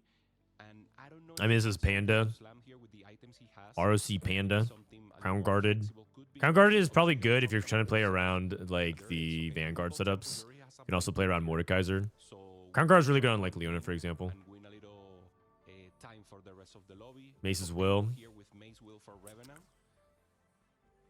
And Dude, that end of the 100 Thieves series. Oh my god, man. I can't believe that. All right, we got That's a moment they need someone to step in. Curious if it's Jax with the 4 copies or if it's And they need someone to step up and pick up the team morale at that point, because that is disaster scenario. probably the Jax makes more sense here. You can't drink there anyway. You can't drink in Saudi Arabia. Oh, okay, well that works out fine for me. No tears. I don't remember that. Played it lost, so he's just trying to make as much economy I guess I as didn't possible. really deem it as important because I wasn't drinking anyways. Has a tears. Like I didn't drink in Riyadh, and so if alcohol is banned, I guess that like I didn't even notice. For ROC. Louder is worth the wait. Looks like that was Kindred. So I'm pretty sure the rest were handing the same rule sheet as the Valorant bracket. That 3-star very early. That wouldn't surprise me. And even get the 4-star later. Which Wasn't there a new law passed that you can't drink? Top of Nitro quite a bit, but That wouldn't surprise me. I feel like if you told me that alcohol was banned in some of these Middle Eastern countries, I'd believe you. go into that That sounds like something that their government would do. one of the units. Yeah, makes And sense. honestly, man, maybe this is kind of a bad take, Stars, we get some depending on where you come from, because I know that some people are enjoying it, but like alcohol is really not good for you guys. It's well qualified, but we if did alcohol was invented today, it would be illegal. as you say, It would be banned. If it was invented today, do you think it'd be legalized? and then trying to get value. And of course, it's not a But hey, I mean, premium composition that we're looking for, but obviously it's an angle. it's pretty much ingrained in our kind of just like in our origins as humanity. Every night for Volta, we were seeing Ah, yeah. every night, and he's already committed to the Brucier Techie Worth the wait. Yeah, the Gorilla. Gorilla. The Gorilla. Gorilla. I'll say Gorilla. So I think make someone a my wife actually so Taylor really likes studying contrast, and I will go Gorilla. like about drugs. It's like something that's interesting of a topic to her, so she looks up into like all of them, like hallucinogens, narcotics, opiates, whatever. Like she does like all the because she's interested in the science. She doesn't do drugs. I just want to put this out there. She's just interested by the topic of it because I think she grew up very rebellious, right? She like did like hardcore. She was part of the hardcore metal scene. She was part of a lot of activism growing up. She's just very like counterculture. So like one thing, so if things are like ruled as like illegal or like don't do it, she's like interested by the subject of it. So she knows a lot about the science behind it. And she was telling, I think she told me that the way alcohol would be scientifically categorized as today would be like a type like as illegal as cocaine, which I thought was really interesting. Yeah, I like it. He could have gotten the tier, but he said, okay. Okay, Revenov takes a tier. QAD is the French team that plays really weird in general. They're a very, very unusual team. Calculate loss into amp probably. Wow, that's Yeah, that makes so much sense, right? I think you Have you seen the license plate auctions they have there in Saudi Arabia? Who are ROC? So ROC Esports is a Korean team. They do actually have some stories, so I can talk about them. So Dr. O and Panda used to be on a team called MSJ, Mirror Sejong. MSJ was one of the first TFT teams in Korea that actually took TFT esports seriously. They had players move into the same apartment complex, like down the hall from each other, and they all lived together to play and grind TFT in like some very small apartment complex in Seoul. Or I don't think it was in Seoul. It may have been right outside of Seoul. But MSJ was like one of the first like Korean teams, but they're not like a well-known entity, right? They're not like T1, they're not like KT Rolster, they're not like, you know, Samsung, whatever. Oh my god. Oh, never mind. He's worth the wait. Sorry. Yeah, this is the worth the wait player. So Dr. O and Panda and On and Cosmo and all used to be like a team that practiced for solos. They lived together. And they were hoping that they would like become like TFT would become big, and then they would become like a sponsor team and so on and so forth. Long story short, that didn't happen because TFT, as you know, is not very reliable investment vehicle for esports orgs. Because the game is individually driven, it's not very team based, and also there's a lot of variance. It's like it's kind of a perfect storm of like we don't want to get involved. So MSJ is sort of disbanded. They participated last year as a team that qualified, but they weren't. Again, they're not like a huge org or anything like that. So Panda and Dr. Rowe split from Cosmo and On. They made different teams, and Panda and Dr. Rowe have made Worlds, I think, like 5 times combined or 4 times. They've qualified for World Championship multiple times. And they picked up Sangyap. Sangyap is I want to say he's a former StarCraft player. Sangyap. Yeah, he's a Sangyap. Wait, oh, is he? No, he's not. I might be thinking about someone else, but he was he's a I think he competed in like another pro. I think he might have competed in Heroes of the Storm.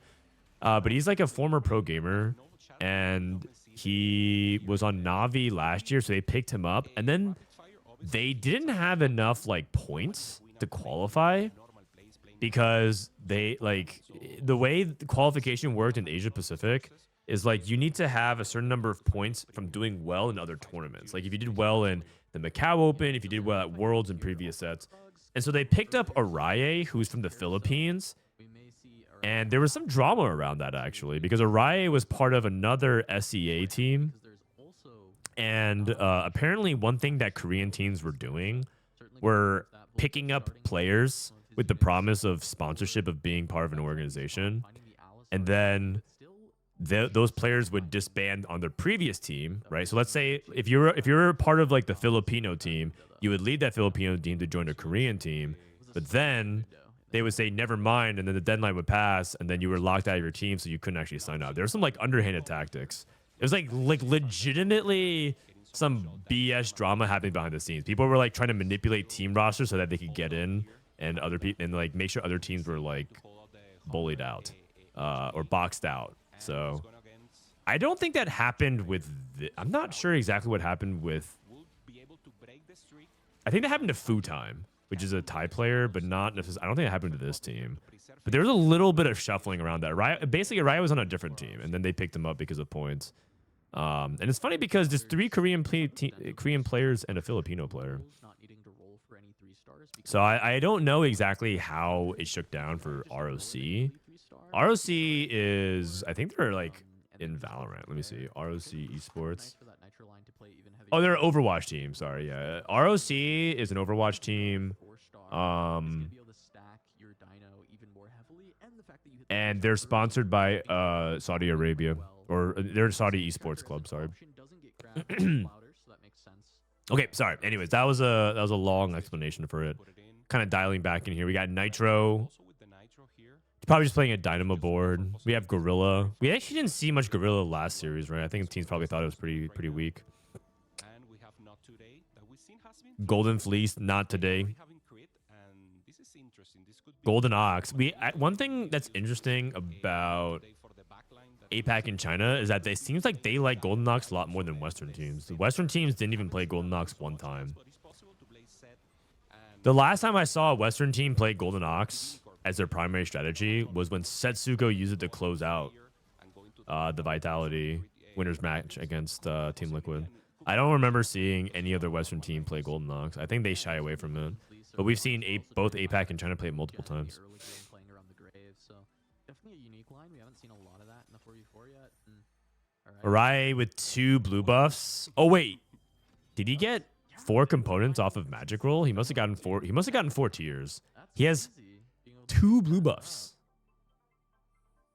Okay. This is good. It's 108.52 normal HP, but by this moment. So these out. They play in the lower bracket. We have that coming up. They have one more chance. They're gonna play the loser of this match. The winner of this match just goes through and they're done for the day. So we'll see. Okay. That's gotta be the craziest magic roll. Double blue and you're headed towards amp? That's crazy. I think he got 3 reforgers, so maybe he used one. But either way, is best of luck here. Yeah, of course. Okay, Arai gonna take a big loss. 41 HP. I think he's been max.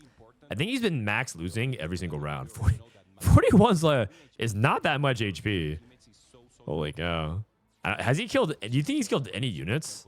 Because like usually you're in like the high 60s by the end of stage 2. To be in the at 41 after 3 rounds is like max losing. No Annie. Oh man. Magic Roll in 4 tiers, yeah, probably. Golden Ox feels hard to play in 4v4 since you have to play more greedy and can't grief as much, it feels like.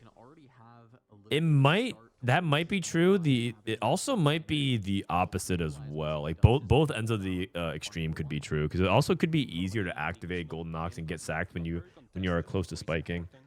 Because if you're like a Golden Ox player and your team is convinced that you'll win out if you just get 2 more rounds, then you can ask for that, and that could be huge. Because in 4v4 you can basically call for extra lives. That's what makes 4v4 pretty interesting, which is it's not just your life total, it's a team shared life total, and you can use that to your advantage but it's not guaranteed. It's not guaranteed. That's what makes it interesting, actually. That's what makes 4v4 interesting. The fact that it's not guaranteed. If it was guaranteed that you had a certain number of lives, then based on the way TFT works, is that there's this inevitability, right? If you're trying to play for 10 anima, and like you're saying, and you need 3 lives, and you can guarantee that, then you can just like, well, I'll just get 3 lives and then I'm 10 anima. But because there's like you might get punished by queuing into the enemy team, that adds like an element of risk and reward that's actually that makes 4v4 really interesting. Can't just like hyper greed. Worth the Wait Vexotech. I mean, what else do you play with Jax 3 off Worth the Wait? Jax 3 is one of the weakest ones. It's obviously fine to get like a 3-star early in Snowball, but what do you play off of Worth the Wait Jax? Like, what else can you play? Another 3-star for that board. He's fully capped. I mean, lacking the Mundo only, but good front line. Alistar can be a perfect replacement. Normally, the Mundo is a little better, obviously, because he's techie. But this is working. This is pretty huge. He's still rolling. Okay. Voltaire, I guess he's like pretty far away from Mundo 3, but he has everything else. He has 2 copies of Brand. I guess he was hoping that he spikes off a Starry Night. But I think from here, it is probably correct to just push levels and play for Brand 2. It's not even like you have some super setup for Gorilla anyways. 3-star 1 cost before stage 4. Pretty big as he is going to also be able to stop Songyup's win streak. Not letting him win through stage 3. Really good to be able to shut that down as Araya. Okay, 10. Oh, wait, that's actually potentially really good. If you can get to Yumi 3. Okay. This is really good for Arai. 20 HP. will hold. So 40 gold. He already used the Wow. He hasn't hit. He hit one Annie and one Yumi with his calculated loss rolls. finding some good pairs That's here. pretty bad. Neko too, helping with the front line. That is He needs to terrible. find Annie too, Neko Okay. too, or at least some premium 5 cost, such as a 52. drill. Let's see Okay, how- Nefiri. Let's roll. Let's roll. All right, Nefiri 3 is Let's another roll, nice Annie. option to go for. Actually, just has it with duplicators now. Okay, if he good. wants it. There's Annie 2. Okay. There's a Yumi. Oh my Mirror god. getting Dude, the these kill amp there. players, man. These amp Go players. for the Nefiri 3. Wait, he double duped for Nefiri 3. Now Okay, guys. I guess he wants zero chance to lose. Use of any AD items that come That's through. probably fine. 2 dupes is plenty also to help him. Just put them on a Nefiri 3. Oh, you can TG. yeah, Nefiri 3. recognition, he recognizes Oh, okay. I'm in. I'm in. So, okay, let's use this Nafiri. Let's try to go. Amp degeneracy. Yeah. Should Yeah. be enough for me to use the Yeah. additional HP of 5 amp, that is 600. Then, I'm good. Probably Neko 2 could be interesting here. The classic. But I think he's in such a good position that he can even. I would be way more happy about Amp if it wasn't so like you have to play these 8 units together. 20 HP is scary, but I think I guess like, okay, it's like 7 units plus you flex 1 Rant spot. wants to be that win-out I player. wish it was like And 4 to 5 units and you could play 3 to 4, but it's so rigid. That's what makes I think that's what makes it. I think that's what I don't like about the line. Manazane Annie? What? Oh, is he thinking about Lich Bane instead? Wait, what? Is there anything else besides this? Isn't it Manazane? Okay. I was like, why would you choose anything else? I love it. So now he will be able to. You can put Shojin on Samira. You can go Shojin, Nashor's Annie, and then you can Shojin Samira. Oh, what's this? Wait a second. He's actually flexing. He's putting in Exotech for Pulse? Wait, is that better than Street Demon? I'm not sure about that. Trying to contest into the line. Lich Bane Yumi is good. Yeah, but it's not as good as Manazane Annie. And I have to imagine that was a reinforcement's utilization. It's not as good as Manazane Annie. He also finds the Zac, but he is missing. Every amp player gets Samira on 8th. Where's my Aurora on 8th? Does have more life Well, not this year, amp player. but He I don't know missed. if he can push 9 with this just yet, as This the is you. front line is relatively weak, and This is you. find that Samira is going to be very difficult. Maybe he can get it off of this carousel though, because he will have carousel priority almost certainly. Yeah, very close to Dr. O. Also with HP, let's see what happens. Flouders falls down, and Revenant wins, so he loses Okay, the carousel loses priority for carousel. the next round. And this is a difficult position, Cass, because he has a lot more HP than a Riot, but he didn't hit the Samira. You know what I need to? I'm still thinking about that previous series. I need to go back. Oh, wait, this is also. Oh, this is Vagar 3. I feel like I should go and watch. Uncomfortable to be here right now. I don't. At the risk of spoiling myself. Okay, probably at the end of this broadcast, I want to go back and watch how Preciven and all of them reacted to Primary carry. the end of that series. It's such a I'm unique sure way to they. play the Nitro. I'm sure they must have lost it as What I well. would have expected to see out of Flouders as another player finding Annie. It's Dr. O this time playing around the Golden Ox. He had the Golden Fleece, and you were saying, hey, maybe. Okay. Not today. And in fact, Golden Ox, we're online and cooking. playing around the 6 Golden Ox as he did find a Viego. Why say that? Double win out possibilities. Because it happened like 5 minutes ago, and I'm still not over it. We know a Raya is huge. But I don't want to spoil, because if I go to the VOD, I might actually accidentally see Hold up something. here. Oh, final win taking the They team talked a lot about it. Yeah, I'm sure they did. Because there's gotta be loss here for Dr. there's failure in the immediate turn execution, and then there was also like pre-planning that could have gone into it as well. Previously in the Americas, And so if anything, but obviously you need to find this it actually draws attention to something that I've been talking to the team about that they've agreed needs to be done. So like there's something that I'm trying to do for the team Priority, but I think the for damage Vitality, and not to like reveal too much about some of our things that we're trying to figure out, but a little bit more time it actually draws into the like that's a scenario that I've talked about that we need to figure out, because those decisions and mistakes can swing series completely from like we would have won the series till we lose the series because of that. And so because you never know, right? If it went to game 3, 100 Thieves could have won and they'd be through, but now instead they're in the losers bracket. Who knows what happened? But he's just been kind of bleeding out and not getting to the 4 Quay salvaging. Wait, to start feeding What did he salvage her for? Dino Not yet. sure. Did end up 3-starring the So it's like good for us that happens, so that it could like increase the amount of urgency to like show them like, hey guys, we need to make sure that this doesn't happen to us. Worth the wait, Kindred. 7 turns away. 7 turns away. 1, 2, 3, 4, 5, 6. So he gets at the end of stage 5. Not that good. Yeah, 153 here on the They talked about it a lot during the last series. That's good. That means that, I mean, of course it would. That's definitely something, because I think they see themselves in that situation too, because that's definitely happened. In our scrims, we've definitely accidentally killed teammates before, and it cost us the game, and that cost us the scrim block. It didn't happen in quals, which is obviously the best case scenario, but it could have. And who knows what happened, right? If we lose that, based off the way Vitality plays, we are not allowed to make many mistakes. If we make mistakes, especially because we tend to play like win outs really well, and we make mistakes, the game's over, the series is over. And then if we also go down 0-1 a lot, so it's like you don't really get chances, right? If you mess up.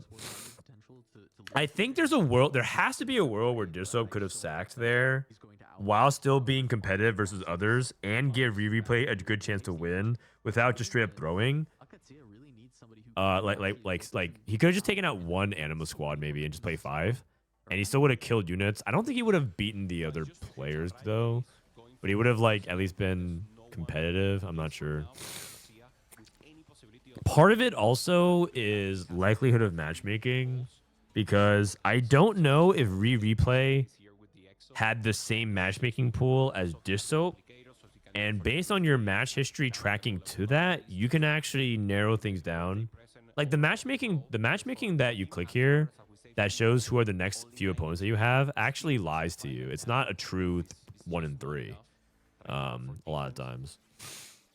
But the Veigar is just not enough damage, and Kindred with the Thief gloves is just so much randomness that you cannot commit. Anyone take RNG Golem? Oh, he got Street Demon, and he also got. So wait a second, this is insane. He got Street Demon, and he got Silvermere Dawn, which can stun and it actually tanks, and he got Radiant Declaw.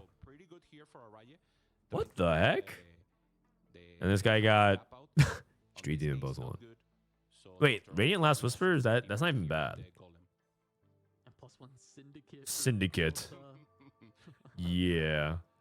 Yeah, the RNG Golem is so funny. It's such a cool. 100 Thieves already seen. We saw them the previous series. We're gonna see them after this as well. Damage Golem. So we see a few damage Golems, few frontline Golems, and a few RNG. So a good spread between all 3 options. Rapid Fire, Seeker's Arm Guard, and Last Whisper. Yeah. Yeah. Okay. You know, that if you played 6 Rapid Fire, that would actually cook. Imagine if you had 6 Rapid Fire with that Golem, Seeker's Arm Guard, Last Whisper. That would be a pretty good one for 6 Rapid Fire, because that would be your utility Golem.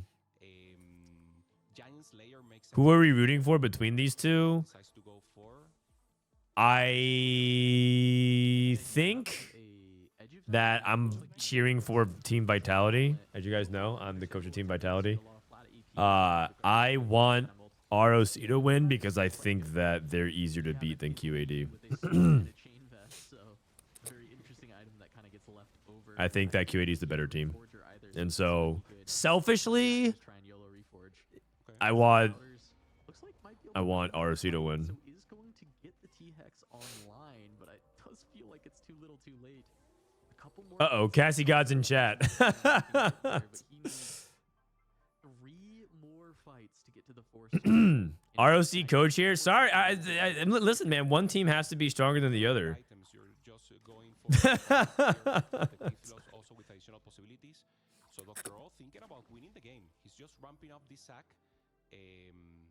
I'm scared of the French teams. The French team. Part of it is our scrim history. We lost a lot to French teams.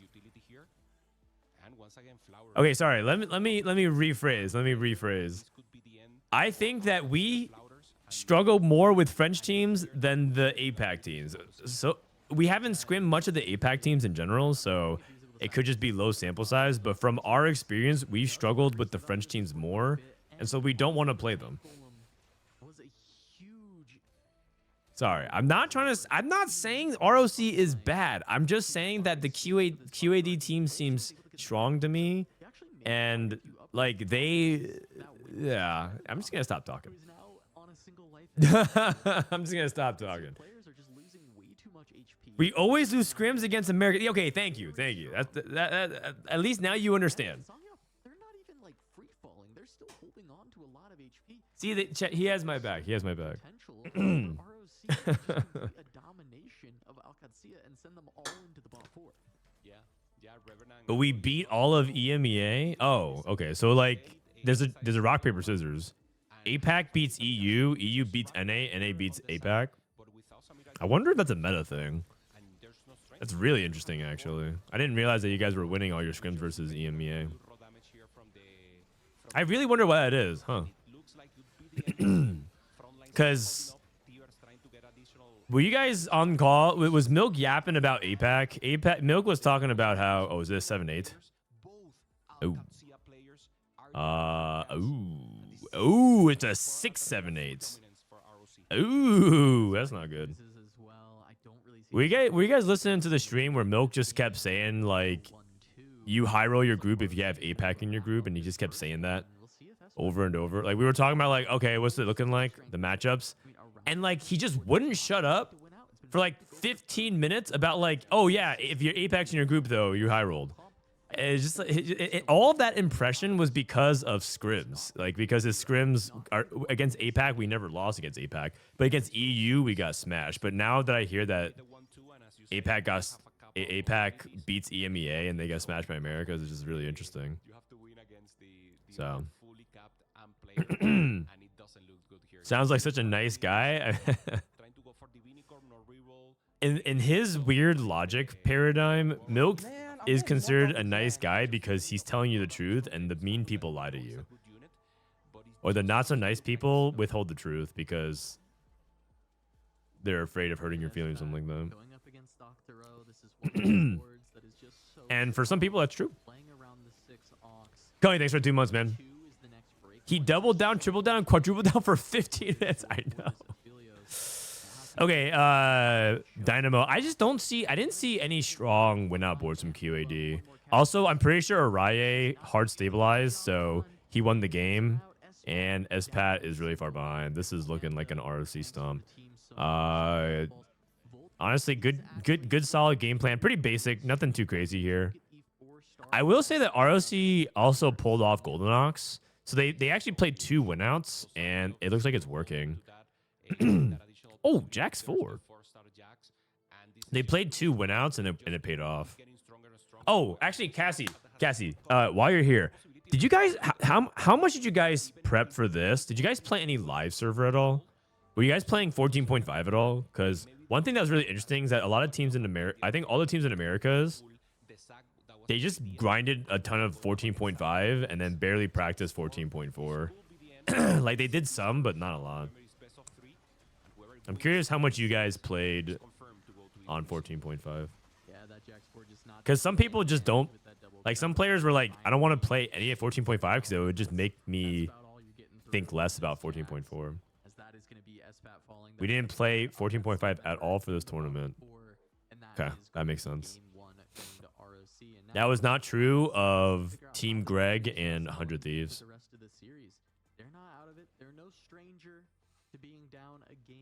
We have 3 Koreans and 1 Filipino.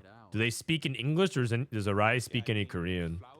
Yep, single English in game, and I translate. Oh, a translator. I know a tiny bit of Korean. Where they go like, where they say like ande, or but like the way you agree in Korea is pretty funny. Because you just go 네 맞아요. 네 맞아요. Oh yeah, 네.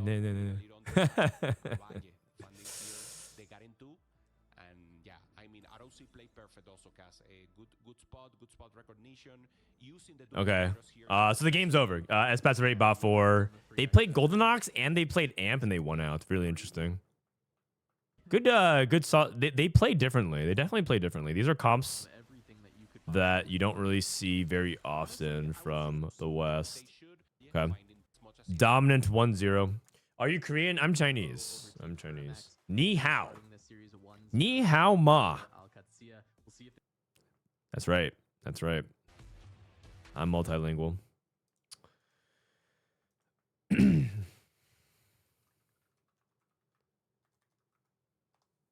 All right, here we go. So that was game 1. Let's go into game 2. I'm gonna try to provide a little bit more game commentary for this one. I was not 100% locked in because I was too. I'm honestly still a little bit stun locked from the 100 Thieves series. I'm not gonna lie. I'm still like emotionally recovering from that one. That was a fit. I don't know if I'll ever forget that game. Each of their players have been playing well. Each of them have been the win-out player. You don't speak Chinese? I do. So they're pretty capable I of just speak burning down un poco Chinese. probably. So extra augment in Un bitte. we have seen There's an extra augment in stage 2. maybe a Okay. full funnel of economy and maybe some combos that are pretty broken cast. Extra 4th aug stage 2. This beginning will be so important for everyone because 2 augments already gives you direction. You know exactly what you're going to play in the beginning of the game, and that's exactly the way you want to go. So whoever gets an angle, whoever gets a path. Can we watch the VIT reaction? Yeah, let's watch it. Let's watch it in the early game. Yeah, we've also seen some after. Oh man, let's watch it after the next series. After the next, because I don't want to risk spoiling by any chance. Increase the economy of items. You know, we have that. I don't want to just be clicking around the VOD and figuring it out. I'll watch it after today's over as like a bonus thing. You're able to get. So the power level Okay, so this is 4th augment stage 2. additional augment, Panda. you know, it does And start off with pretty basic opener, nothing too crazy, no reroll line. but I did think it was unique. Espat holding Gragas Morgana. That was a pretty good opener a couple patches ago. Turn the tides against Still a pretty decent patch, a pretty decent opener if you can get a 2-star bruiser. Orbs there with Cog 2 for Flouters, Sword Belt, holding Rengar. with possibility of Cypher, holding Bruiser and taking here for a Raye. Yeah, Veigar 2 here. Not the best unit in the early game. We have good items. He can do some work. I'm trying to like scout more of these openers here. Draven here finds the buy. No spoiler. Oh yeah, no spoilers, you guys, no spoilers, One with the possibility of win out so no far. spoilerinos, no spoilers. Do you make 10 here if you're Dr. O? You're either playing like Morgana. Oh, the thing is you have to sell. No, you can't sell the lease. You can't sell a lease. Makes total sense. Holding into the So you just have to hold it here. Jax with this possibility getting Open a bow. bonus, maybe the Looks like it's a Morgana gold opener though. chance, but of Okay. course we need to wait for the augments. Bench. Give you something additional. Pandora's bench, not ideal Is for it bench or is it? I don't really like the other two that early. much. It's got to be bench here if you're Dr. O. Rolls middle, placebo for a little tempo, Bench just opens up the most amount of plays, and it's good. and the dummy also a good possibility to have the chance of getting that support. Frodan already saw the MOUZ game. Did MOUZ make it after the game against 100 Thieves? Oh yeah, they did. They did. Thank you, Kevin. Thank you, Kevin. MOUZ made it. Congrats. That's why Sologa Song was in chat yapping. What is the pick here? Trying to talk to the teammates to see what You low key kind of know that MOUZ made it because Sologa Song's in chat. Watch it. I think players have a hard time going back and watching if they didn't make it. That is a 2-1 cipher for Dr. O. Araye Although actually, you know with a very strong early board. You know who actually watched it back yesterday? Carousel control And I saw in chat. I saw Greg in chat yesterday after they got eliminated, which I thought was interesting. So I guess that's not always true. should be able to try But and deny. Team Kurumx lost and they were eliminated, and then Greg was in chat after watching. So We'll just see if Dr. O is able to avoid that's honestly goated behavior, by the way, with young one because it's hard to like look and watch back your losses. getting it. John Wallen flee for Flowers. But I always respect people who can look forward So any and look at some of their failures. I have a hard time VOD reviewing if I even bought 4. Like it's hard for me to like watch my own games. angle to prevent it and to obviously maintain the Caretakers what looks like to be into Rost. other way. So We'll see. Volta very important to face off It might be Skarner. the Cypher player. Either way, it's probably a Vanguard, so you just probably play like Vanguard Marksman. It's just a riot taking these risky moves off of the orbs, dropping a 2-star Veigar. Actually, Ross is a lot better than Skarner for that reason, but maybe you just tank Skarner for a little bit. Dr. O with a Cypher. Nasher Slam for a riot, so that's probably Amp again. Unless he's willing to reroll Veigar, because he does have Veigar too. He has 4 Veigars. Well, I mean, we talked about how these APAC teams are willing to play some unusual stuff. They're willing to play Veigar reroll. They're willing to play Golden Ox. They have a... It feels like to me they have a pretty different read on like what is more playable from reroll spots than open. Okay, he's trying to grief Dr. O. Wait, Rebanov is open as well. Wait, can you both open like this? 2 open players from QAD and then Dr. O's loose streak and Arai. Arai is not loose streak. He's win streak risky moves.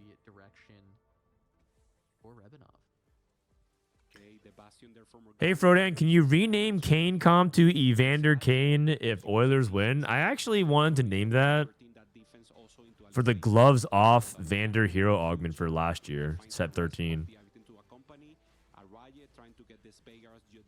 It's funny that it actually works twice, but do you remember last set there was a hero augment where Vander would go gloves off?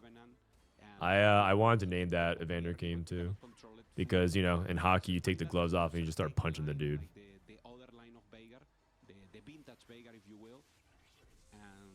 Okay, Araye. Oh, Young, Wild, and Free.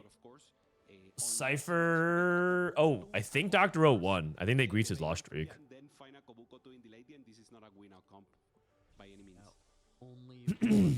No one gives a fuck about the Oilers. Really?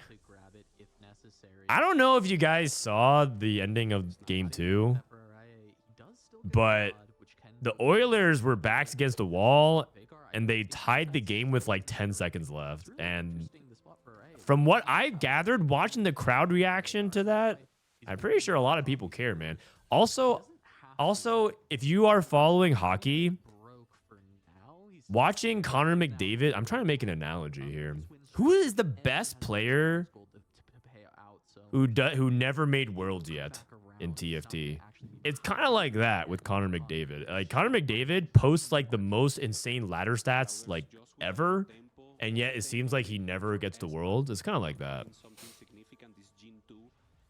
Also, I'm pretty sure hockey is just a more fun product to watch than a lot of sports right now. Like at least in America, they've been slowly improving baseball, but the fandom hasn't really like, caught up to it. Like hockey has like a mixture of like it's just the games are lit and the fans are awesome. So yeah, like I don't know. I feel like it's like an ignorant ass take, especially if your favorite sport is basketball. I feel like it's like a Gen Z basketball ass take where you watch one sport and nothing else. Emily Wang, yes. Imagine Emily Wang finally wins Worlds. That's like that. It's like the storyline of Emily Wang wins Worlds. Connor McDavid is the Emily Wang of hockey. I think that's a very apt description. No scout, no pivot showing up is very funny because this is no scout, no pivot on 2-6. Probably not. Something that shows up, but probably not. I've actually taken this before and won, but it was because I had the perfect gorilla spot, and this was like 4 patches ago, like 3 patches ago when they first buffed Mundo like crazy. Forge is probably risky, but you could take Forge here. There's like it's still early enough that you can like adapt around it. Okay, there it is. Okay, what's the angle? Ooh, RFC? Ooh. Okay, never mind. Never mind.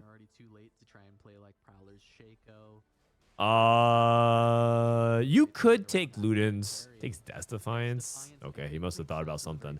I would take RFC because it's just like a bunch of attack speed. So at worst, it's just mana for your like mana generation. It's like red buff without anti-heal, I guess. I don't know. Just say Chris Paul. What? Oh, as the guy who's never won a ring. I mean, it's like Charles Barkley. If you're talking about the NBA, the best players who never won like a championship. It's like Charles Barkley.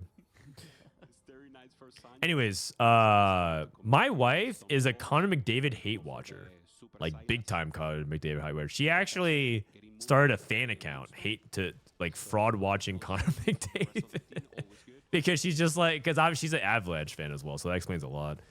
But even she wants but even her, she is a bona fide Conor McDavid hate watcher. But even she wants the Oilers to win over the Panthers because she just doesn't believe Florida sports fans deserve anything nice. I don't know why though. There must be something there. It's probably because of the Lightning. I think it's because Tampa Bay may have won too much, like not too long ago. But yeah. Anyways, I'm not like super knowledgeable about hockey, but my wife is a massive hockey fan. That's where I get all my knowledge from. And we watch the playoffs. Blue buff Glitchbane. Okay. Pacers or the Thunder. I mean, I think Halliburton is sick, and I'm like completely converted into believing that this guy feels like to me like a true superstar more than some other people. So I got the Pacers, man. I got the Pacers.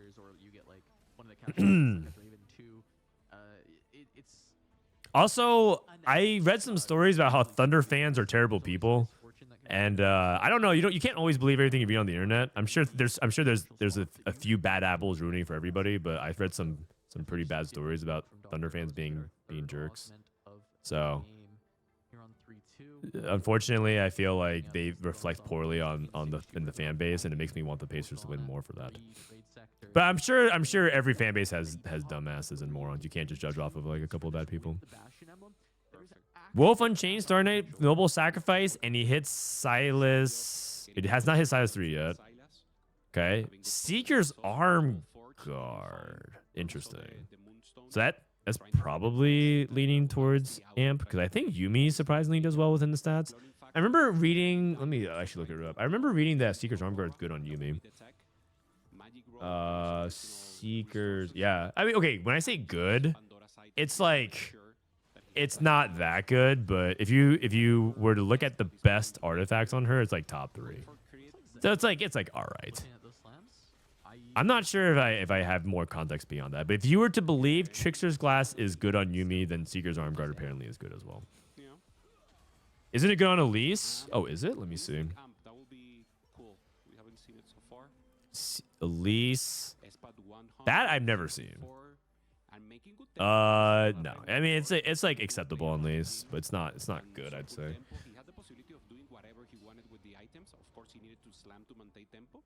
I'm a Kings fan. I just can't handle half the shit after our fucking leadership traded him. Yeah. Yeah. No kidding, man. No kidding. I mean, if the thing is, if you are a sports fan, in general, in your lifetime, your management is going to make baffling decisions about like potentially once in a generation talent. It's just what it is. Unless you're a big market, if you're a small market sports fan, it's gonna happen. If you're a big market, it doesn't matter. The big player, like I'm a Yankees fan. Literally every superstar of baseball has like, I'm actually convinced Shohei Ohtani might be a Yankee at one point. Like I'm not even that worried about it. But I'm also a Brooklyn Nets fan, and I'm just immune to it now. I'm just immune to it now, so I paid my dues. It could be worse. My dad is a Jets fan. It could be worse. Voltairix at 44. Dude, it's a race to the bottom. Dr. O versus Voltairix. Dr. O's at 44, despite having his lose streak being grieved, by the way.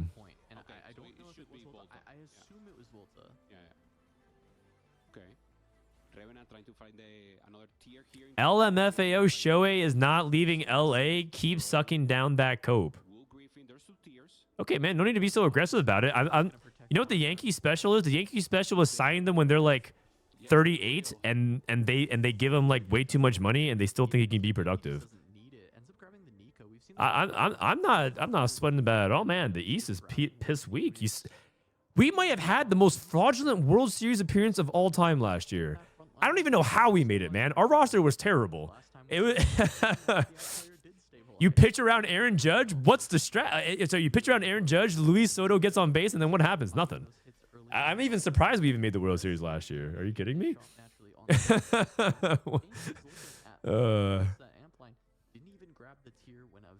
Okay, he got an artifact for the Latent Forge. He's going to wait 2 rounds because you can get a non-gold related artifact at stage 4. So Volta is Amp. He is banking up all those rerolls. Sangyop still hasn't hit Silas 3. Jeez. And he's also on 1. This is the complete opposite of Dystop's Wolf Unchained. Dystop hit. He hit it at 3-1. He tempoed, he pushed levels. Sangyop does not have items. Did not hit. He's just behind. I actually think that Sangyop's in a pretty bad spot. Completely holding on to the streaks, right? 8-win streak through stage 3 here with Espat. Full loss streak for Volta. He finally snaps his loss streak against Dr. O, who is going. It's the Tigers' year. Apparently, the Tigers have like 3 of the best positional players, I think. Like, of them. Admittedly, I haven't been able to keep up with much as baseball this year as much as I would like to. He's gonna go to 8 with like 50 gold, But yeah, 20 rerolls. I've been busy. I've been busy with stuff. This is the busiest TFT set ever for me. I've had like no weeks off. I've had like 1 weekend off so far this entire set. And I'm only going to get 1 more weekend off between regionals and worlds. Every other weekend I've had something to do. So.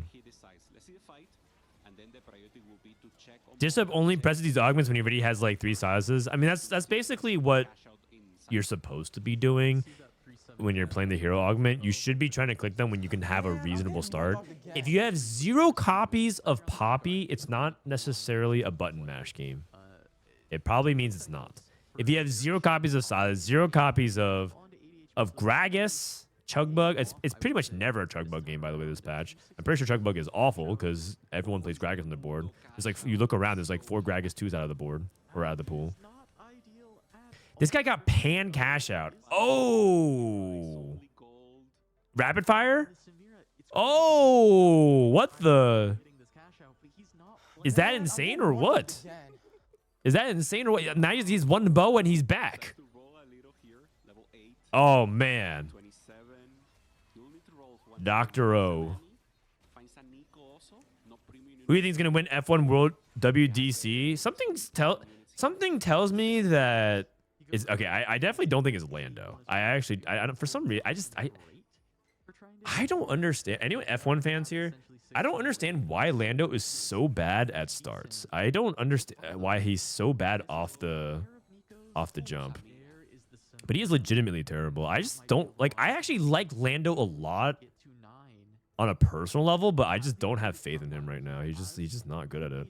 But I think I've actually been an Oscar. You can actually ask my wife. I actually was gassing up Oscar ever since his rookie year. But something tells me Max is still going to win. I'm not sure why. I just like have a. I guess I'm like just conditioned to believe that Max Verstappen is him. I actually think Max is quite possibly, when it's all said and done, it's not true right now, but I think he's going to be the best driver to ever do it in F1. This guy is just unbelievable. How is it that literally Red Bull can't find a second driver to finish out of Q1? Like I don't even understand how it's been like 7 years and they can't find a second driver to drive this goddamn car. But it's unbelievable. I really wanted Yuki Tsunoda to do well, but he couldn't. They tailored the car to Max, but that's what's correct to do.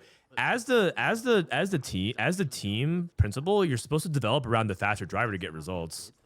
But Max is such a good driver that he like makes the car worse, if that makes sense. Or like I guess may not make, but like it's impossible for anyone else to do it like him. Okay, that guy did not find rapid fire +1 yet, but he's trying to work his way in. He might actually play 5 Cypher for a while as well. We'll see. This guy hit Silas 3. He's still on 2 items Silas. That is not good, man. You need to have 3. This is partially why you need to be taking the hero augments when you can know that you can get items as well. That's why you play off of component Anvil start. all 5 of the rapid fires that he actually needs. He's Okay, so he just needs to find Bo off carousel. He needs to win. He needs to survive. He just needs to survive. Panda, I'm curious if his teammate was able to If Doctor can die here, he can die here. Not this round, but he can lose 2 fights and then go 8th. having to get the carrying done, but he's Winning this fight is crucial so that he's guaranteed a rapid fire +1. not great. Okay, big win. Panda, good job losing to him. Tech now, new tech with blue buff set. He has low mana, so it's pretty good. But yeah, Shoji is not looking Checo did really well the first few years. Not really. He did well like the first parts of some seasons. The reason why I think Checo was perceived to not be that bad in 2021 was because of the way he played defense.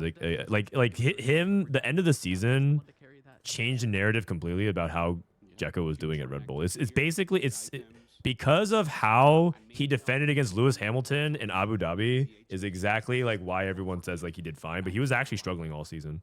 pretty huge, pretty strong. Finding the rest, decides to drop the Araye hit Samira. Wait, he still hasn't lost. He's on a 12. Wait, Araye is on a 12 win streak, 5 amp board.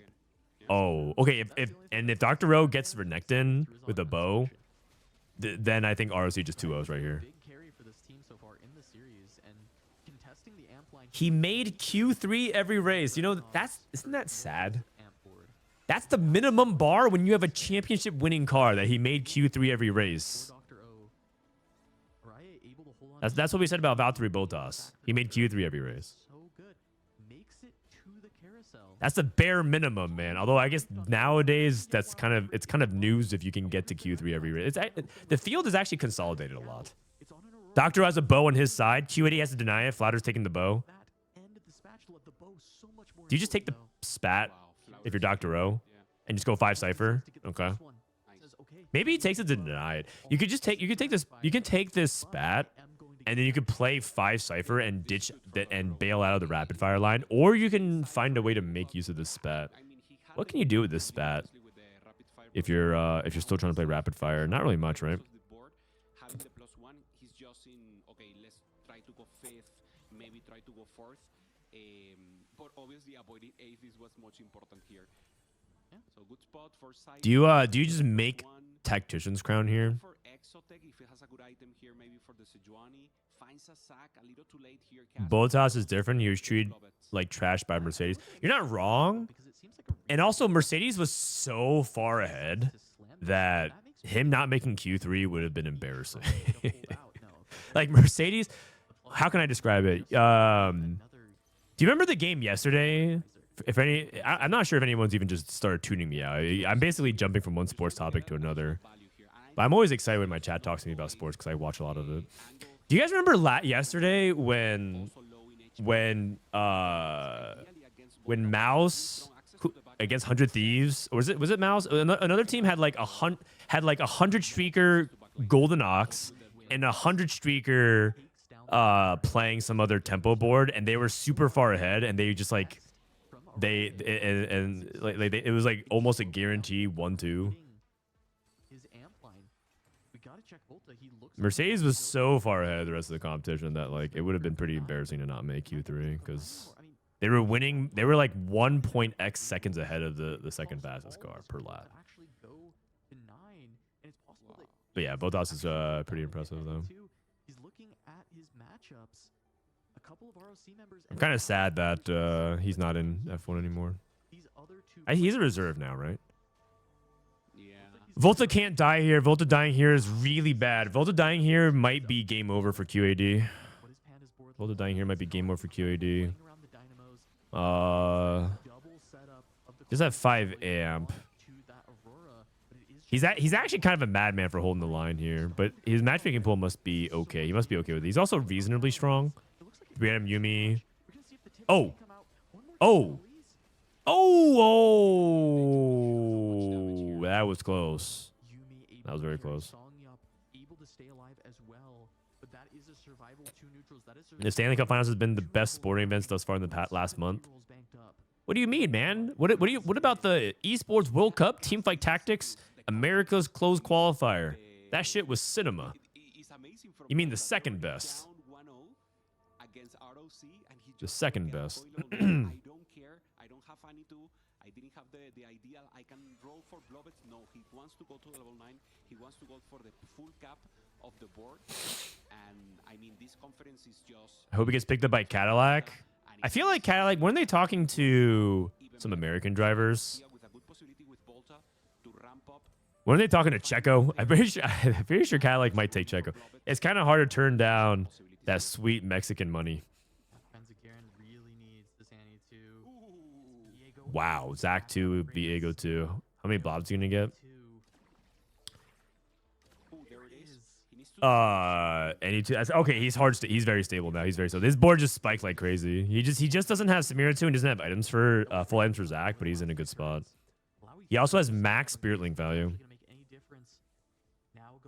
If you guys don't know, Checo Perez, he's like the F1 driver. He's backed by one of the richest men in the world, Carlos Slim. He's like actually Carlos Slim might not even be that good of a dude, but it's kind of hard to turn down money if Carlos Slim's knocking on your door. They're talking to Mick Schumacher, really. He seems like a nice kid. I watched the Schumacher documentary. Oh, Dr. Loss. Oh, he did end up making the fun, by the way. He didn't commit to 6 rapid fire. Okay, this might swing the opposite direction though.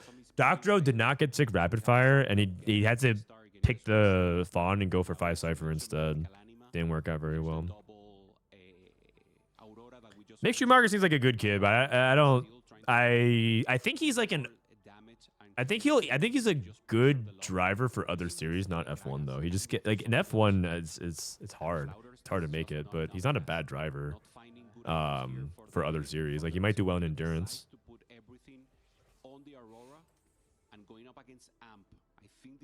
My F1 hot take is I think Lance Stroll is actually slightly underrated. That's like my hot take of my Formula 1 hot take. And I think he would actually be decent in other series as well. I don't think he's good, but like I think people think he's like the worst driver ever, and I don't think he's actually that bad. That's my hot take though. Maybe it's a bad take. Maybe people will stop talking to me about F1 now. Rapid fire, Vanguard, and Bastion, man. Above Dr. O, it will be parity on the bottom of the table, and then the first place will be so important here to break. He has more points than Alonso. Well, Alonso's had some pretty terrible luck though. What do you take here? You take Vanguard mod on. Okay, Vanguard mod on Zed is not particularly good because Zed wants more offense.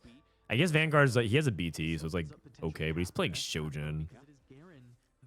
If he can outplay, I don't think he can outplace Volterix, and I think Volta is likely to win the lobby.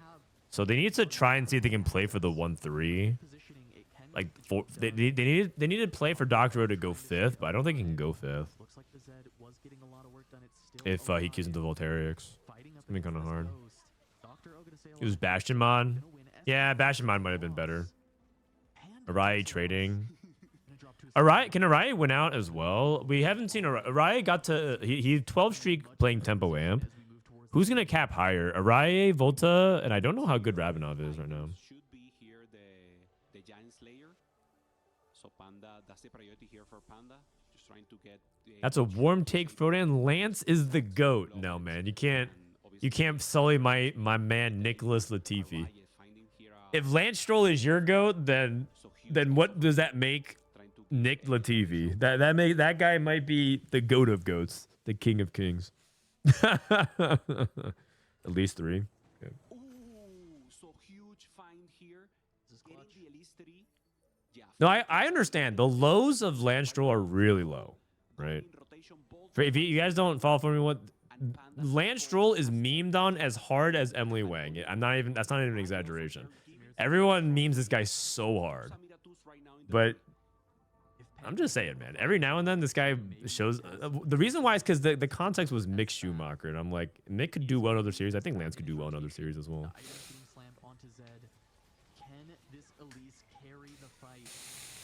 But yeah. Also, this might be a side topic, but Lance Stroll's dad, Lawrence Stroll, is kind of like father goals, man. This guy supports his children. He loves his son so much, man. I wish my dad loved me half as much as Lawrence Stroll loved Lance Stroll. Dr. O's dead. I don't think he had much. That's like a really big deal because he's the Cypher player. It's up to Araye and Panda. If Panda can beat Espat, then it just has to be Araye beating Volta for the first place. Volta in win circle now, and look at this, it's just too strong. If it wasn't Daddy's money, then Stroll wouldn't have a team, though. Yeah, but the thing is, here's an inconvenient truth about F1. Mostly everybody who got there is privileged in an extreme way. Not even in a little way. There's a couple of exceptions. And those guys tend to be on the older side, right? I think, like Lewis Hamilton wasn't extremely privileged, which makes the story amazing. And there's a handful of people like that. But the reality is, most people who get into F1, like I would say like 90+%, maybe even higher, like 95% plus, are people who come from extreme privilege. Yeah, Ocon is another one. Esteban Ocon. Yeah, exactly. So if you're like, it feels like cherry picking to me. But hey, listen, I said it was a hot take, and I'm right. Okay, Rabinov going 5th means that ROC can play for 1st here. So the goal for ROC is to send Rabinov 5th, and then Araye plays for 1st because Panda's not playing for 1st. He's playing at least 3 Dynamo, which I don't think is high win potential against Amp. And then Volterix is the win out player here.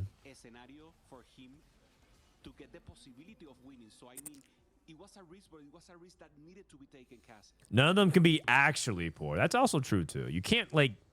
There's no way you could be like a complete pull yourself from poverty type person because you need to be able to afford racing at all. And so yeah, but like if you have to at least be, you at least have some money to get started. Ooh, Aurora 2. Can he steal a round?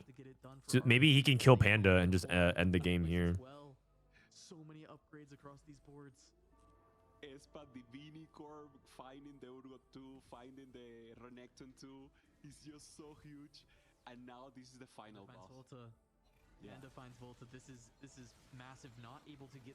This is Araye. Araye has Annie 2, Samira, Seeker's Arm Guard, JG. He's playing binary. I would prefer to try to put 3 item on Samira 2. He must have hit Samira 2 on his roll down. So they're killing Panda. Did Rabinov get a sack? Oh no. Oh. Wow. That was perfect. 3 players in the top 4. Rabinov needed to win. Wait, actually, this is not too dissimilar from the 100 Thieves thing, where like basically 5 people alive. ROC needed their top player to give a life, but it was way closer in HP, so it's kind of hard to make that out. Okay, so it's tied 1-1. Very close game, actually, all things considering. Good job by QAD. They managed their lives really well. Volta hard stabilized, which is really good. I actually think that I didn't spot many mistakes that game. Or like nothing glaring. How do people actually enjoy NASCAR? Oh man, you're flaming NASCAR. I mean, I feel like that's kind of weird if you're asking that in a TFT stream, because TFT is very niche. And NASCAR is kind of like niche as well. I don't know.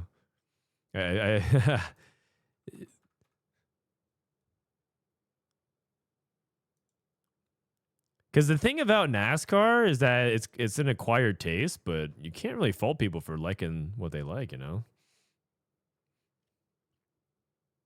I love watching cars turn left. Didn't they have a street race? I actually don't know much about NASCAR at all.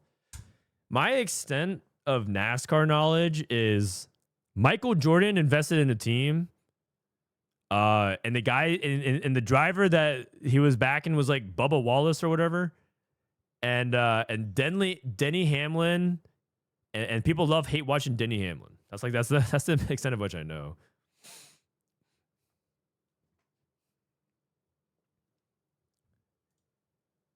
Qadsiah returns the favor. Yeah, and they did it perfectly. They played People watch NASCAR for the wrecks just like we watch for the Soju crash outs. Fair enough. NASCAR has some pretty crazy crashes, that's for sure. Also, I feel like NASCAR is built on the American foundation Man, I'm getting more dogged again. of showing up drunk to sporting events, and I feel like NASCAR is way more fun if you're inebriated. You're just going, woo, yeah, get her done. Just like have the cars crash, like yeah. Anyone can play anything. I'm talking about. To recognize what's the spot, what's the first augment, and then just try to go for that win out possibility. Except there's no refs to really yell at, right? You yell at the pit crews. Can you even yell at the race marshals? Not really. So you need to step up the game, maybe a little tempo. And once again, priority here on the Guys, don't flame NASCAR. Obviously, you're trying to find here Galio or Motorsports is pretty cool in general. Yeah, really looking for Pretty that cool. Cypher cash out potential. Run forward with Panda. That Mordekaiser can be an Crazy crashes, but also some of the safest cars in the world. Yeah, I mean, it's honestly an engineering marvel. I do wish that then you have to make the decision. there's a little bit more ingenuity in NASCAR because it's like a spec series, but they're all doing the same thing. They're all trying to push the lines and cheat a little bit. You know, one of the funniest things about motorsports in general is that everyone's trying to cheat. Normally, everyone is holding the Morgana. I got it. There it is. Yeah. Everyone tries to cheat in motorsports. Man, you get two more here. All right, this is component anvils. Yeah, you gotta consider it. Fundamentals. Yeah. No mana, but once again, it's two Anvils. Component anvils. Yeah, might be your spot if you. This is the portal that you would take a hero augment on if you could. Isn't that a lot of sports? Yeah, but like motorsports in particular is like really big about cheating. Because the whole point to get performance within the rules, and so you always try to bend that to your advantage. Holding a LeBlanc. Yeah. Right. Early. And the thing is, if you're caught cheating in motorsports, I mean, okay, when I say cheating, I mean like beating the regulations. They're all just like, you can't do that, and they're like, okay, you caught me. They're like, yeah, that flap on your car, it's a little too fast. You gotta take that out. And they're like, okay. You got me. Did 100 Thieves qualify? Not yet. They play after this. They play one more series after this. Prismatic start. Shopping speed is really high. Ooh, rapid fire crown. This is. I'm pretty sure ROC would have won if they got rapid fire. Denying the bow was one of the hero plays from QAD. Songyap took Build-A-Bud Cogmaw 3. Songyap, it looks like grabbing Build-A-Bud ends up. Okay. So Araye had the rapid fire. And then Dr. O just gave it up. It's because he could take shopping spree. That makes sense. Build a Bud, Cogmaw 3. You just play Cogmaw into Boombot. That's like a pretty common setup here. You go Deathblade, Rageblade, Deathblade, Rageblade, and then he tries to tempo. And then can he cap around Urgot? We see people do this a lot. Wait, he has... Okay, never mind. Yeah, makes sense. Mogul's Mail, Prop 1 gold for Rebanon, that's good. Haven't seen it with these premium units. Maybe easier to grief, but once again, griefing Renekton is not a thing. Prismatic ticket right now here for Espat, trying to Okay. We already saw Volta playing this on game 1. Quality over quantity, normally it's Anima squad, but now playing something different. NASCAR also did have the best ending to a race of all time. Oh, I know what you're talking about. When someone rode the wall like you would do in video games. Yeah. Basically, someone won a race in NASCAR. So in NASCAR, as you guys know, you drew. I saw this clip. Let me see. Can I draw it? So NASCAR, as you know, you go in like circles like this, and you just go like this. There's one guy that was really far back. And so what he did was everyone is driving on the inside, but he rode on the outside wall and literally smashed his car into the wall and used that to gain momentum to like slingshot his way back and win a race. It was actually crazy. His car was literally like destroyed by the end of it. But it's like literally madman behavior. Like it's insane shit that you would never actually try. But he pulled it off and he like slingshot his way to win a race by like a fraction of a second. and it was mega hype. That's probably the most hype NASCAR's ever been. Okay, here it is. And then it got banned. Yeah, the move got banned because it's very unsafe. You can't be encouraging people to do that. Making sure he's able to grief flouters, and if Volta decides to go Cypher, he can grief. You can't encourage people to do that because if that's the meta, everyone just smashes themselves into the wall. It's like what are we doing here?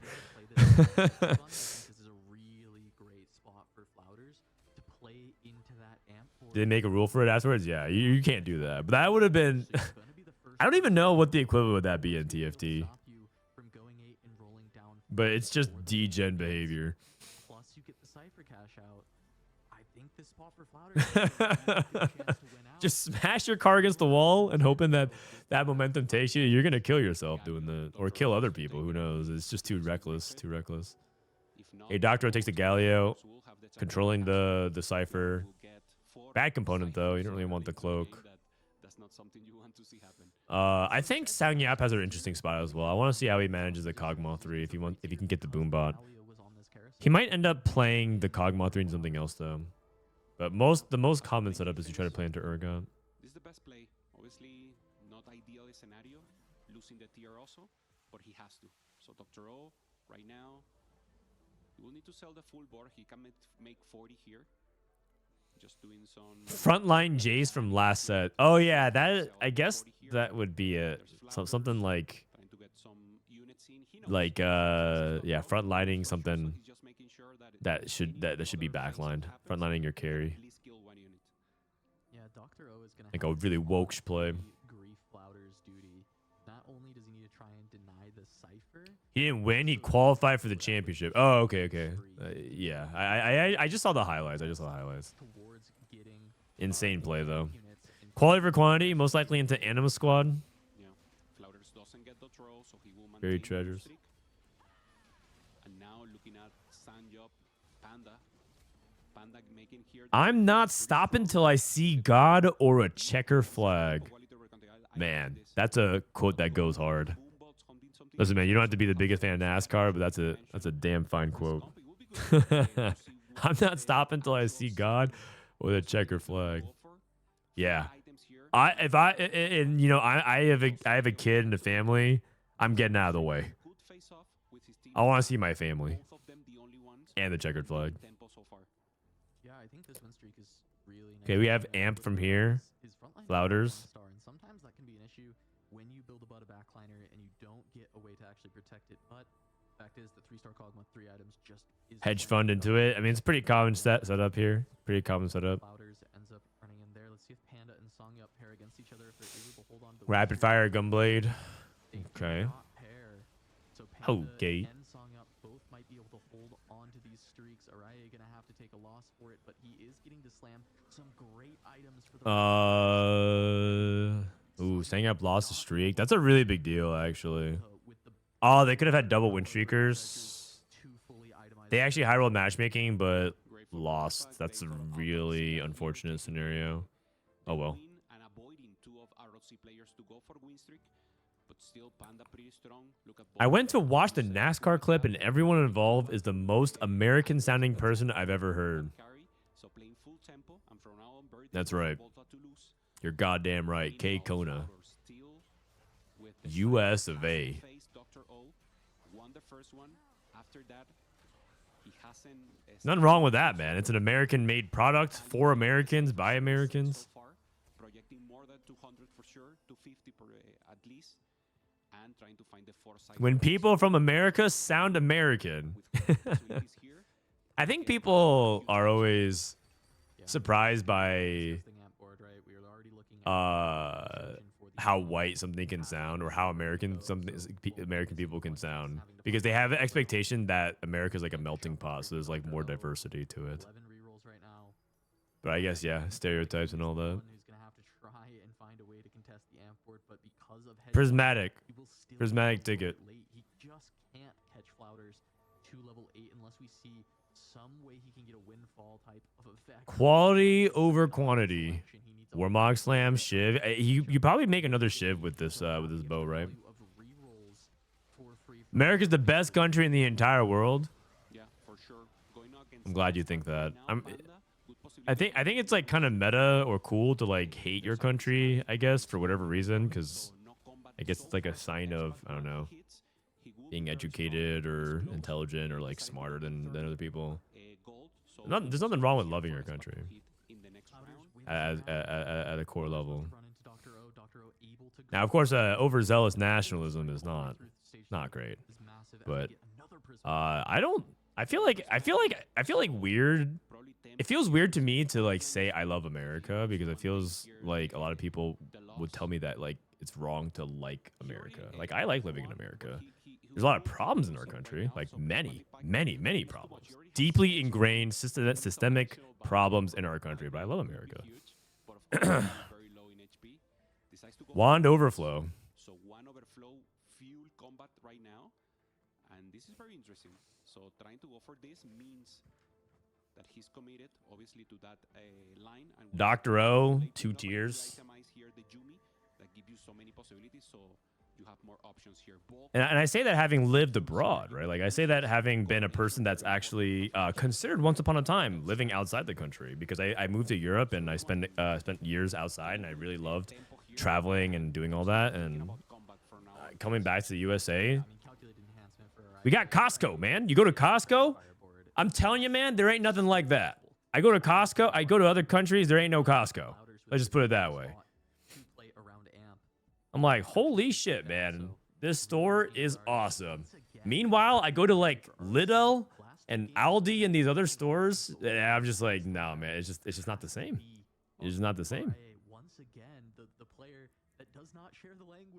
We literally have Costco in the UK. No, but I mean, but you know what I'm talking about. I'm talking about like it's emblematic of America. I like the big. I like the big grand. And that's kind of the way America does it. I'm not saying it's just you guys are. I'm not saying it's Costco exactly. It's the cost. It's the mentality of what allows Costco to exist. Many items going forward here. So this is great. So not only depending on the Kog'Maw when he finds additional marksmen. All right. So we have calculated enhancement.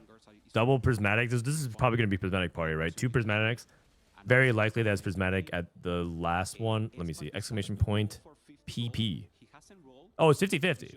Oh, for some reason I thought it was like 75-25. Oh my god. How many times have we seen this today? I think it was the 3rd time today. Dude, what is going on, man? What are the actual chances that Tome Carousel even shows up? This is the 3rd time we've seen this today. In like 6 games?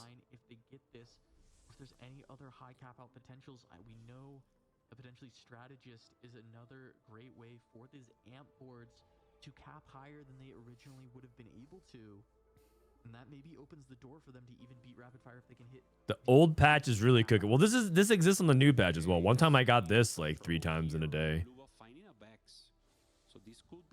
I one time got like triple tome carousels like 3 times in like 5 games, and then I didn't see it for a while. But it's crazy how it stacks up at times. Variance is funny like that sometimes. This guy playing Vex or is he playing Amp? Probably Amp. Vex in general is something that people shy away from loose streaks, so not really super common. You can make Nashers. I think he's trying not to win, but you would just slam Death Cap here just because you have too many rods. Arai with the rapid fire, so Amp rapid fire. We got sponging. Wait, sponging Thieves gloves?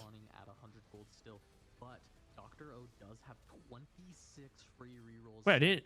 Is he sponging Thieves gloves? I didn't know it worked like that. Huh. I never thought to try.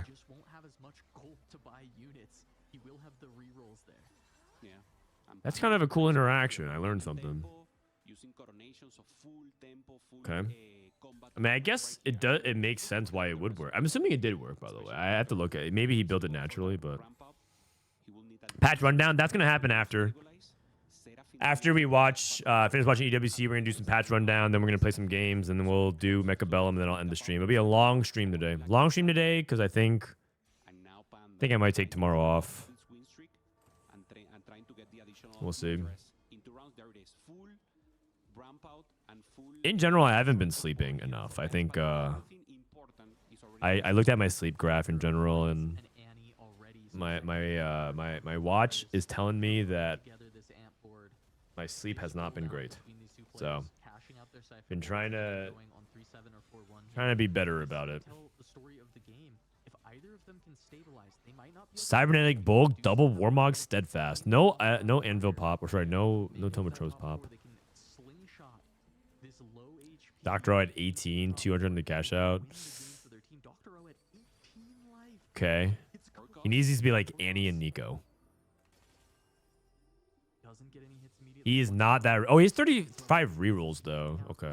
Wait a second. He does have 50 gold and 30. I forgot he had shopping spree. If he hits Zach early, How deep can he go? He finds Viego. Ibuko does get a Nico. you have to like spend at least half your rolls here. Dr. O is rolling ahead of the curve. Garen. Garen. All of these free rerolls. No zigs. He probably just skips it. Has to find the Annie. Shopping spree. So he's used about half his rolls so far. A lot more gold here. Waiting. One Yumi. Keeping Garen, keeping Kabuko, keeping all the 5 costs. But has the pair of Nikos. He still has 18 free rerolls to go. Another Garen. Annie. Any pair. Zach. Okay. That's reasonable. Like, not insane, but he found Zach at least. Any two. Okay. One Samira, and this is huge for Dr. O. He's already good. He can hold extra Annie. He upgraded most of his board. Still not finding Samira, though. Pretty good, but still no I don't know if he's strong enough. He definitely spiked. yet. Only on 4 amp. Nashers, Pop Tome. Yeah, and Flounder is hitting. Didn't find anything additional. Oh, wait. Is he waiting for one turn to get better traits? Dashboard. He might be waiting one turn to get better traits. Looking very good here with the Garen. So the way Tome works is you get a 25% chance of seeing whatever's active on your board. So he has a 25% chance of seeing Strategist, and there's no other traits on this board. So you want to take out the possibility of seeing something else, I think. Card. Panda trying to maintain the tempo. No, Nico 2 can be rough. If you have a Zach that's stacked enough, you're not missing it too hard. ROC, Dr. O looking to find some stability. Another prismatic. Sphere Spotlight. Prismatic, what does he? Sphere Spotlight is kind of awkward for Vanguard Marksman. Woodland Charm. Oh god. Woodland Charm, okay. Takes the Woodland Charm. Final Polish is like pretty mid. You take it if you're desperate for items. Bulk here. Garen two Generally for Dr. speaking. O. Wow. It is Thieves Gloves. He's doing sponging Thieves Gloves. On the side. Binary, okay. Binary is so huge also. Binary again, very common. Will be able to item. Araya has 2 rapid fire puzzles. Think fast! Yeah. Think fast. Think fast. moving off. Wait, no, go back. Spectator man. Spectator man. In the moment we saw it, he was just missing like, I don't know, like 7 gold. Yeah, like Yeah. So even if he hits, What up, he has Raptor? a possibility to buy. Raptor, I heard you help Mort average at 1.5. Dr. O finding belt. How come you're not helping me get it climbed to 1.5? Upgraded. He You has love Mort more than me? Warmogs to go there. What's up with that? 2 with the Street Demon, so without the Samira, still getting 3 Street Demon in. Did you watch the MOUZ games? Yeah, we watched it at the beginning. We're watching the Yeah, I mean, there's we're no- watching the lower we're watching the other semifinals, and then we have one more series after this. Getting the ramp up unit, trying to find the Samira, looking like safe enough, and the tempo play once again for Sam. What's the website you guys use to figure out item prio on specific champions? We use a website called Tactics Tools or Meta TFT. One or the other. Both are really good. I would say that one they both have different strengths and weaknesses. I think his board is stable. I mean, Garen 2. Yeah, Got a makes strat sense. mod ready to go. The items on Annie 2 are great. Zach has actually a decent amount of blobs, and so your front line is kind of stable around the Garen, the Zach with some blobs, and then a Nico that has some decent items. Aurora 2 for Rebanov. Araya, Panda hit Zaya 2. What did the Think Fast player hit? Wait, you're telling me did he take Think Fast and he just hit Leona 2?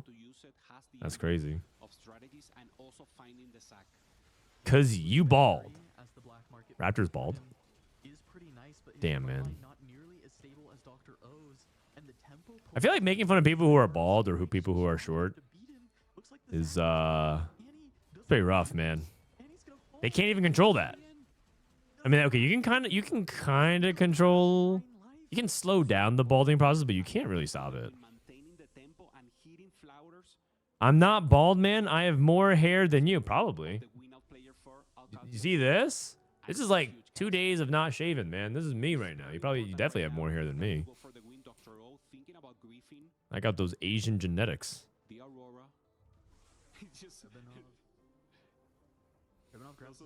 find more hair on a peach. Said like a short person. Me? I mean, I don't think I'm like short, but I'm not tall. I consider myself to be an average height person. I would probably even say I'm slightly below average height, but I'm an average height person. It's getting worse though. I'm starting to hunch over more and more. Yeah. Also with Twitter Fade, we haven't seen them so much because we're focusing on this. This is a cap out board. The rest are playing mostly tempo. So in the mid, they will be fighting those middle placements. But what's more important? Nothing wrong with being short. The worst is when the worst thing though that I feel bad is when people who are tall. Actually, never mind. I don't want to say it because I feel like I would be calling out certain people. Blue buff, 2 death caps, JG Shojin. Pretty good items. Can he win out from here? He might be able to.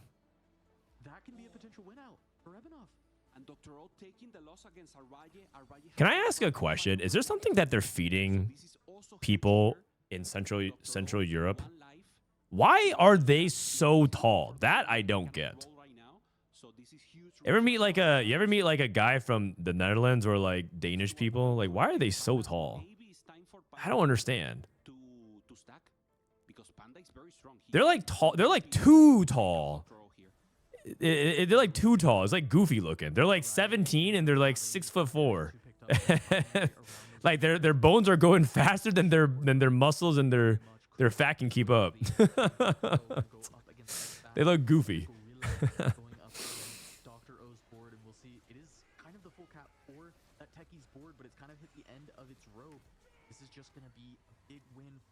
The blood of Vikings, is it? Damn.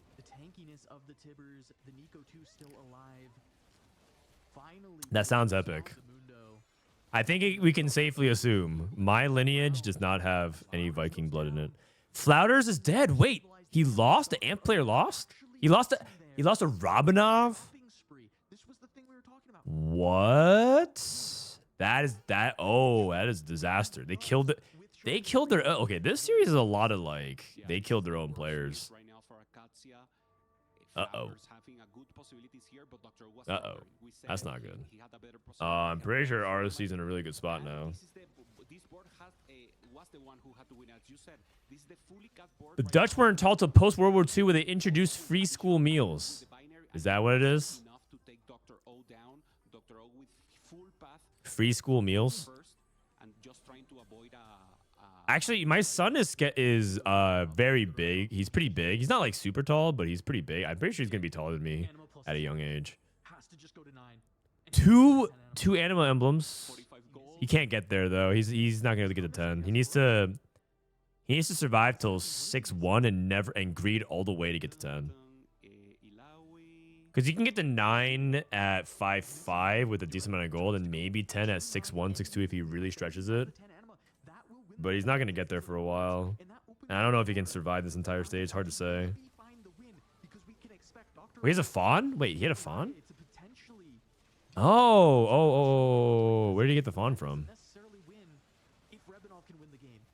Was his augment? He did coordination. In that case, he can get it on 5-5. Oh.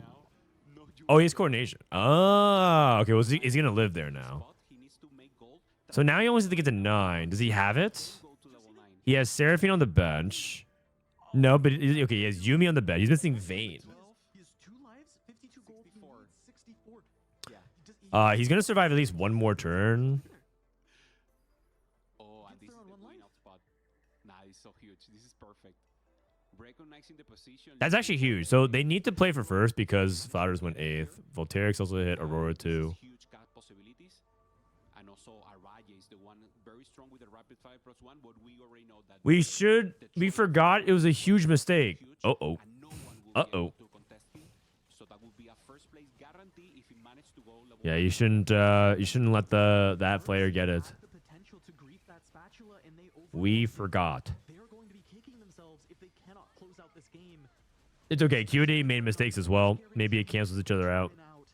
Does take that last QAD also made a mistake. And Rabinov's at 1 life. Can he get there? Go to Rabinov. Go to Rabinov. He's rolling for Vayne. He's going to downgrade his board. He's rolling for Vayne. He has to roll for Vayne. No for Vaynes. Oh, he's rolling too much. He's rolling too much. He can't get there now. He can't get there now. Yeah, he needs one more. Found a Vayne. But now he has to survive another round, and he has to downgrade his board. Another thing, too, you have to be doing here is you have to downgrade your board. Like, he has to buy Seraphine 1 here. He has to buy, if he found a Alawi, he bought one Alawi. He needs to figure out how to downgrade his board because he needs the gold. He has to have Volt to sack for him. Runs into Dr. O. Oh, Panda. Panda needs to kill him. Panda kills him here. It's a huge save. Panda needs to kill him here. the thing is Ravenov is Panda needs to kill him here. strong. Not without the 10 animals. Oh, that is not good. Wins a round. That is not good. Revenant wins, Uh-oh. Pro wins, and Uh-oh. Zeta is the one who should be stacking here. But now I'm lost on the map, Tupe. I don't know if he actually can still afford it. And Rabinov takes max gold here. Can he get there next turn? Maybe He has rolled a to- lot. He has to take max gold. Full priority here to pick.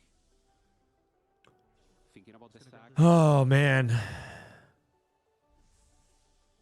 Yeah, he needs. He knows he already has damage, so he's now only thinking about. Fine, we're going to watch the patch rundown. Nope, I don't ever watch patch rundowns. Yeah, just 5 gold. Just be able to get to that level 9 I is so missed the important.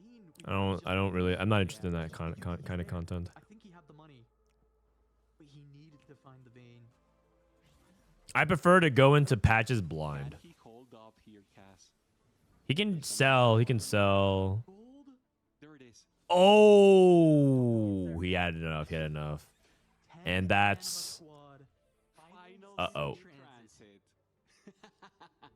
Okay, so, wow, that's a big swing. I mean, he That's a could- massive it's swing. too low. I was thinking about maybe using a remover or anything, but he needs to win no matter who he faces up, even if he's a contender. Dude, I can't believe it. He made it to 10 anima. That's crazy. Can they kill him? He's now ensured. It's not. It's probably unlikely. If Riot had like Renekton too, maybe. Perfect. Going up against Yeah, probably not though, right? Huge hit right now. Okay. Rapid fire is so important because Array is punishing. And how's the HP looking? Dr. O as well. Here's the one caveat about it. Revenant doesn't have that much HP to work with, so it's possible that our Songyop's dead. Songyop goes down. What Espat? But this was the out. Revenov found it. Espat is alive. To drop in the I was thinking, can they go for a tempo victory? They could also force. They don't have to. They could kill off Espat. 3 is good enough. And they could kill off Volterix at 4th. Oh man, Sangop going. If they went 7-8 and they had to force a 1-2, that was also another possibility. And Qadsiah would be in a very difficult spot here. 10 anima is fake. Try to avoid also. He has It's the- very real, man. It's very real. Okay. Doesn't look fake to me. He wants this fight. He wants to send 10 anima squad is very real. into 6th place, which would basically lock it up for Qadsiah. Although I have lost with 10 anima before. It's not like it doesn't beat everything, but it should beat everything here. We haven't seen Volta's board for some time. He does 10 have Street on the other hand, 10 Street's not great. It's it's okay. It is great, but it's not. doing so much damage, but it's just not quite enough. It's not a auto win. Been stacking Also, there are 2 Street demons from Dr. O. Yeah, you know what? Pivot 10 Street. Gonna stay alive. Oh no, that was Zach. It was Zach clones. Ha! I saw the Zach clones and assumed that he had multiple Street emblems. Never mind. Just kidding. How crazy would that be? At least a third, and that will be a win for Qadsiah.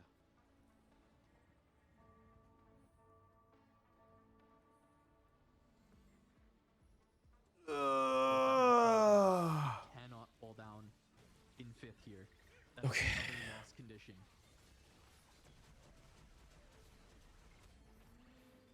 I'm standing up a little bit. I sense my body. I worked out the other day for the first time, like a full motion workout. Oh god, my body is sore. I'm getting old, guys. I'm slower than before. I'm recovering. The Aurora is pulling out I'm not recovering as fast. So this is raw damage. Raw damage. Obviously the brown holding up as much I need you guys to carry me. good. All right, what do we have here? Prismatic there in the end to get Cybernetic bulk. also. Volta has Rabinov in his pool, but Rabinov So is a ghost. if they can beat Volterix, oh, Rabinov got a ghost fight. If okay, it's really important that Volterix wins this fight for QAD. Otherwise, ROC has a winning chance. If Volterix wins this fight, Probably his best it's possible for ROC to steal it. wanted to fight, but it's He's down, no tanks. Oh God. Tanks. Oh. Oh. What? That's insane. Oh my God. That's exact lethal. That's crazy. Wait. Oh. For him, good comp. What? This guy. Oh. Wasn't enough to Oh, they scammed. raw damage. Okay, well, RC won. Quality over quantity. What the heck? The win arrows That's a crazy advances clutch. to EWC and Cass, we have confirmation of what the final game will be. It will be Qadsiah Wait, I'm actually surprised that happened that way. All right. to EWC in August. What Man, a never huge punished. win for Panda with the quality ROC never punished. I mean, part of it is because QAD also winning the fight. like Hitting him so hard he's killed off Flouters too fast as well. Rabinov hits the ghost at the worst time. He needs to punish. He needs to send people. Damn. All right, so RC makes it through. So they're going to EWC as well. Advancing to EWC. XD. Congratulations to them. XD. Now we just seen the All right. final fights here. All right, so that's the end of this second series. Congratulations to ROC. They make it through. ROC, some solid players. Quickly, this is the best And I was cheering for them anyways. Good job. See you in Riyadh. After this, we're going to take a break, and then we're going to go watch 100 Thieves. We're going to watch the 100 Thieves versus the loser of this match was QAD. So, BRB. BRB.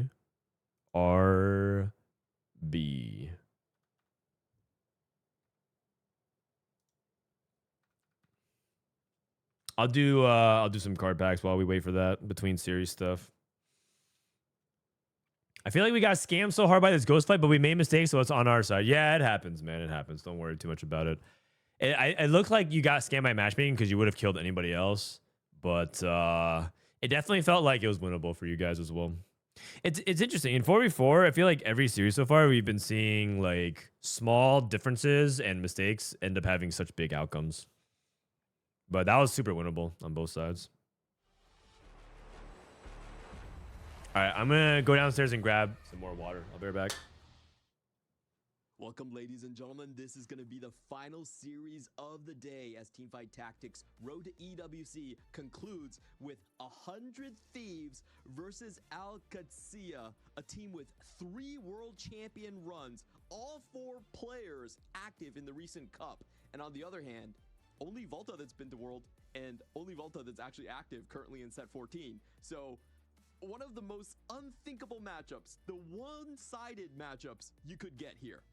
100%. The power of friendship here for Qadsiah. 4 French players known for playing in the regional French Cup, and this is the final match, the final chance, Clement, for one of them to go to EWC, and there's no other chance. The one who loses gets eliminated and will not have a chance to get to the 4v4 on Riyadh. On August, we start and we have Nico, so additional bonus loot for everyone. Wow, this is going to be another one of those high cap encounters you go into. It's not going to be Crab Rave, so that means like boards like Vanguard Marksman, they're going to be fine. They can still get through the PvE rounds. Okay. Yeah, normally you need that melee damage with some healing to get through the crab. Very strong. I can't believe they haven't nerfed that crab. It's just so huge. And yeah, now the advancement. Once again, we already know the drill, chat, trying to hold the Morganas, trying to hold the techies, and obviously going for the premium units to get Cypher in as soon as possible. Big thing here is to see if anyone wants to go for maybe a Golden Ox. There's going to be a lot of gold in these lobby. And I just want to set the stage a little bit more. It is David versus Goliath in terms of what these individual players have done in their histories. But if you just look at this tournament, you have to say QAD has the upper hand. They defeated 100 Thieves before in the previous round, 2-1, and they also had a much stronger performance against the same opponent in 100 Thieves versus QAD. So, this is It's anyone's game. What are we There is no on? doubt, Scuttle and Puddle? I think everyone agrees that in individual play, stronger team has to be 100 Thief, and they have learned. They have learned by hits in life and in TFT right now. A few mistakes here and there, or maybe just trying to be a little greedy. When is EWC? EWC is set 15. So August, beginning of August. Now getting to the global, and this is the last chance. So this is the end of the road, and one of them will be full of joy, and one of the teams will be sad and will be sent home. There has been so much invested in both of these squads. ROC, a new Saudi esports organization, 100 Thieves, taking their first try, trying to get the Man, I hate this 44 arc. No one streams this game anymore. And we're going to get a finale between these. It's true. two. You guys are stuck with Now, me. Take a look at the board right here. Volta is It's the going for worst. 20 gold. I have to watch They're Frodan. holding on to the golden ox. Who do you think will win? Nice. I mean, I think 100 Thieves is favored on paper, but man, We have comeback in the if you guys missed the previous series, the line I mean, I'm about to spoil it for you, but for March, if you missed the previous series, 100 Thieves to get a little tempo, was for the had what felt like an unlosable game, and they had good tempo. it was a pretty unfortunate. They got scammed, but it was a pretty unfortunate throw. Yeah, we Like it was a combination of scam plus they threw away a guaranteed win. So it's really hard to anticipate matchmaking, but it was within their control. Tempo play from replay Dissoap is the way they typically win their games. Spear for Kuhn also. He's spectating 44. I just want to see some solos. I love some Dan solo. Oh, I'm gonna play some solos. Don't you worry. I actually prepped some good content for you guys today. On the bench while making economy. I very intentionally ran it down off stream yesterday so that I can show you how to run it up today. From 100 Thieves, two members already leveling up to 4. Yep. Both of them with double upgrades in Kiyun and replay. It looks like 100 Thieves might be trying to run QAD out of the Because everyone always asks, how do I climb? And you know what? Instead of just telling you, I could show you. With the Nitro. So So it didn't I work out. figured it out. It's actually a really good content loop. And this is the angle. Normally Nitro can be good in the early game if you don't have another thing to play. 100 Thieves is mad right now. I would be mad too after that last series. Let's see if it's enough. You have to, but this is where ultimately you have to find yourself as a team. You need to figure out how to come back from setbacks. Because sometimes it's gonna happen to us as well for Vitality, right? have seen some people be able to play this towards It's gonna happen to us with Vitality. We're not gonna play 100% mistake free. I would love to think that we can, but it's impractical to think so. And if we make a mistake, we have to learn how to pick ourselves up from it. We still joke about last year how Setsuko picked the Galio hero augment. The Galio hero augment, and the equivalent would be picking, I guess, like Rost, the Rost hero augment this set. And the problem with picking Rost hero augment is a couple of things. It's one, it's not like that good in the meta, and two, it's really hard to hit, really easy to target because everyone plays Rost on a lot of boards like Vanguard Marksman, Dynamos, Divinicore boards, Graves, so on and so forth. Everyone's playing Rost, so it's like you never hit it. And that's a mistake that we still joke about in the team in Vitality to like a year later. There's like this calm where we qualified. Vitality finally qualified, right? Last week we qualified. Everyone was like, "Holy shit, we actually did it. We didn't lose a single series. Good job, everyone." We're sitting there on call. And then Milk was like, "All right, I'm down to work twice as hard and actually win this year. We could have won last year. We were good enough to win last year. Let's win this year." And Soji was like, "Were we like?" So Soji's like, "I think we're better this year than we were last year." And then there was a little bit of discussion behind that of like whether or not we were better last year or this year. And Milk's like, "No, we could have won last year. We were really good." And Soji's like, "Yeah, you know what? We were really good. Why didn't we win?" I don't even remember. And then Setsuko was like, "No, just say it, man. Just say it." and then so she's like, "What do you mean?" He's like, "No, just say it, man. I know you want to say it. Just say it." And then Milk's like, "Yeah, okay. We shouldn't have picked Galio hero augment." I think Soju actually forgot, but it was funny because Milk never forgot. That guy can't let anything go. With the bow and nothing additional here. No one going for the Deja vu Galio. Sure they get good items here. How much do you think everyone has improved in 4v4? A lot. I think people have definitely improved in 4v4. It's definitely, it's one of the, it's just like an unsolved format. I think there's major edge to be gained in how you approach 4v4, even now. Our understanding of 4v4 right now is limited because there hasn't been enough innovation. And quite frankly, we don't spend enough time playing 4v4 for there to be meaningful innovation. Do you guys remember like how the first time we figured out how to counter certain positioning, like, oh God, like what are some examples of iconic positioning stuff that like we figured out that's now become a very common part of it? Like I guess Sejuani right now, to say like everyone figured out how to counter Sejuani. We have yet to discover like any of that in 4v4. I think there's probably like elements of that in 4v4 that like you could really like dive it really deep and nuance and figure out some advanced plays. But we haven't even touched like what like touched the surface of that. Do you think regular TFT has been solved? No, not even close. If regular TFT has been solved, there already would be an existing AI in TFT that would be better than humans. But right now, humans have a hard time. Like we have a hard time for AI to even like get out of bronze. TFT is so actually far from being solved. I actually think it's impossible to solve. It's like theoretically possible to solve, but pragmatically speaking, it's never. It's like really hard to solve it.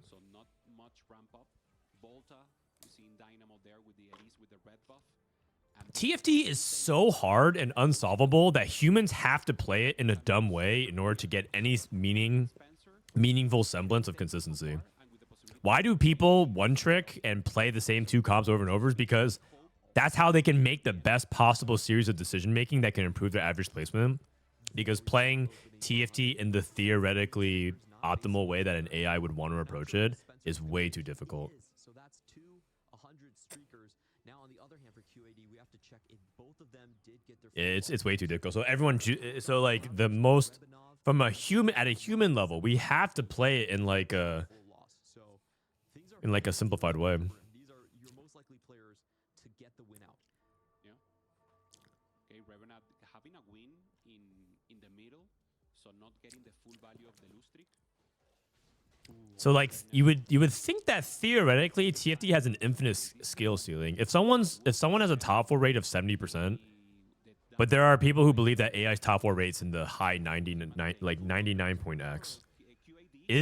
Let me ask you another question. Philosophically, do you believe every TFT game is top 4able? Do you believe that? So that's another question you should ask yourself. If you think TFT, and there's a lot of players that say yes, by the way. A lot of good top players say yes, but a lot of people who are like GM and Masters and below say no. But if you ask a lot of top players, they actually believe the answer is yes. Against humans, yes, against humans. Not against AI, obviously. Draven 2. Your face is a simplified way. Thank you. No, you get dealt shit hands. They are wrong. Fair enough. There's a one of my favorite fighting games of all time is Smash Bros. Melee. And there's a lot of belief that what was possible and achievable back then at year 3 of the game, year 3, year 4, was like something that was never achievable by humans. But if you see the way Melee is played now, 25 years later, it would blow your friggin' mind. You would just think that you're watching computers play. Play the game. I think you guys vastly underestimate 1, how complex and deep TFT is. 2, how bad we are at the game. 3, the possibilities of humans to push limits. I think you underestimate all these things, in my opinion. My stance is that I think 99.x% is top 4able, which is basically 100 if you get close enough to 1.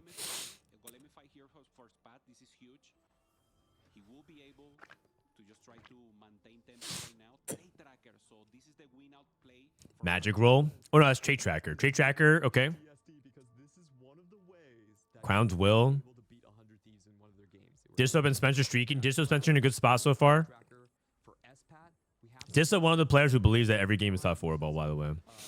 has a lot of units there. Already level 6 Golemify. If that means anything to you. Not that it should necessarily sway your opinion single-handedly, but he's one of the players that I talked to that believes every game is top 4 ball. Also give that Renekton a huge Against humans. stats.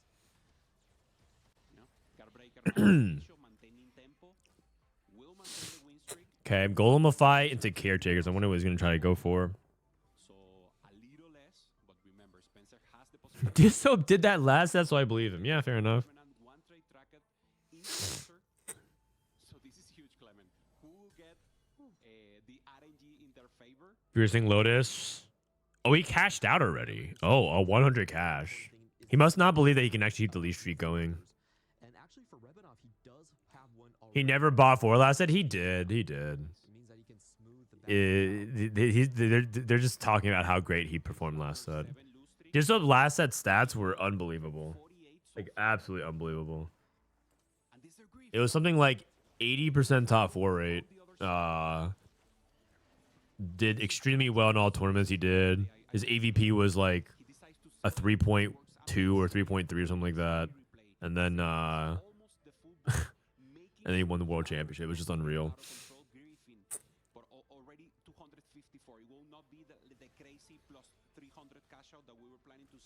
Is there already an AI TFT play machine?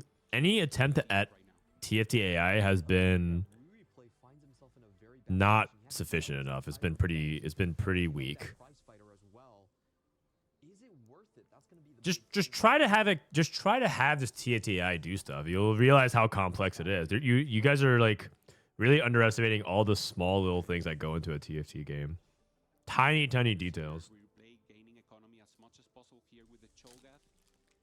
Like something, for example, like how do you code an AI to do a carousel? Carousel prior. It's like extremely complex. Unless you program the AI to hard force something. So let's see what's the angle for him. How can he find a placement and then try to send either S or Flounder, very difficult, on 8. Just pick a component. There you go. And that's why the AI is hard stuck at whatever rank it is. But we haven't checked up on his board in the end.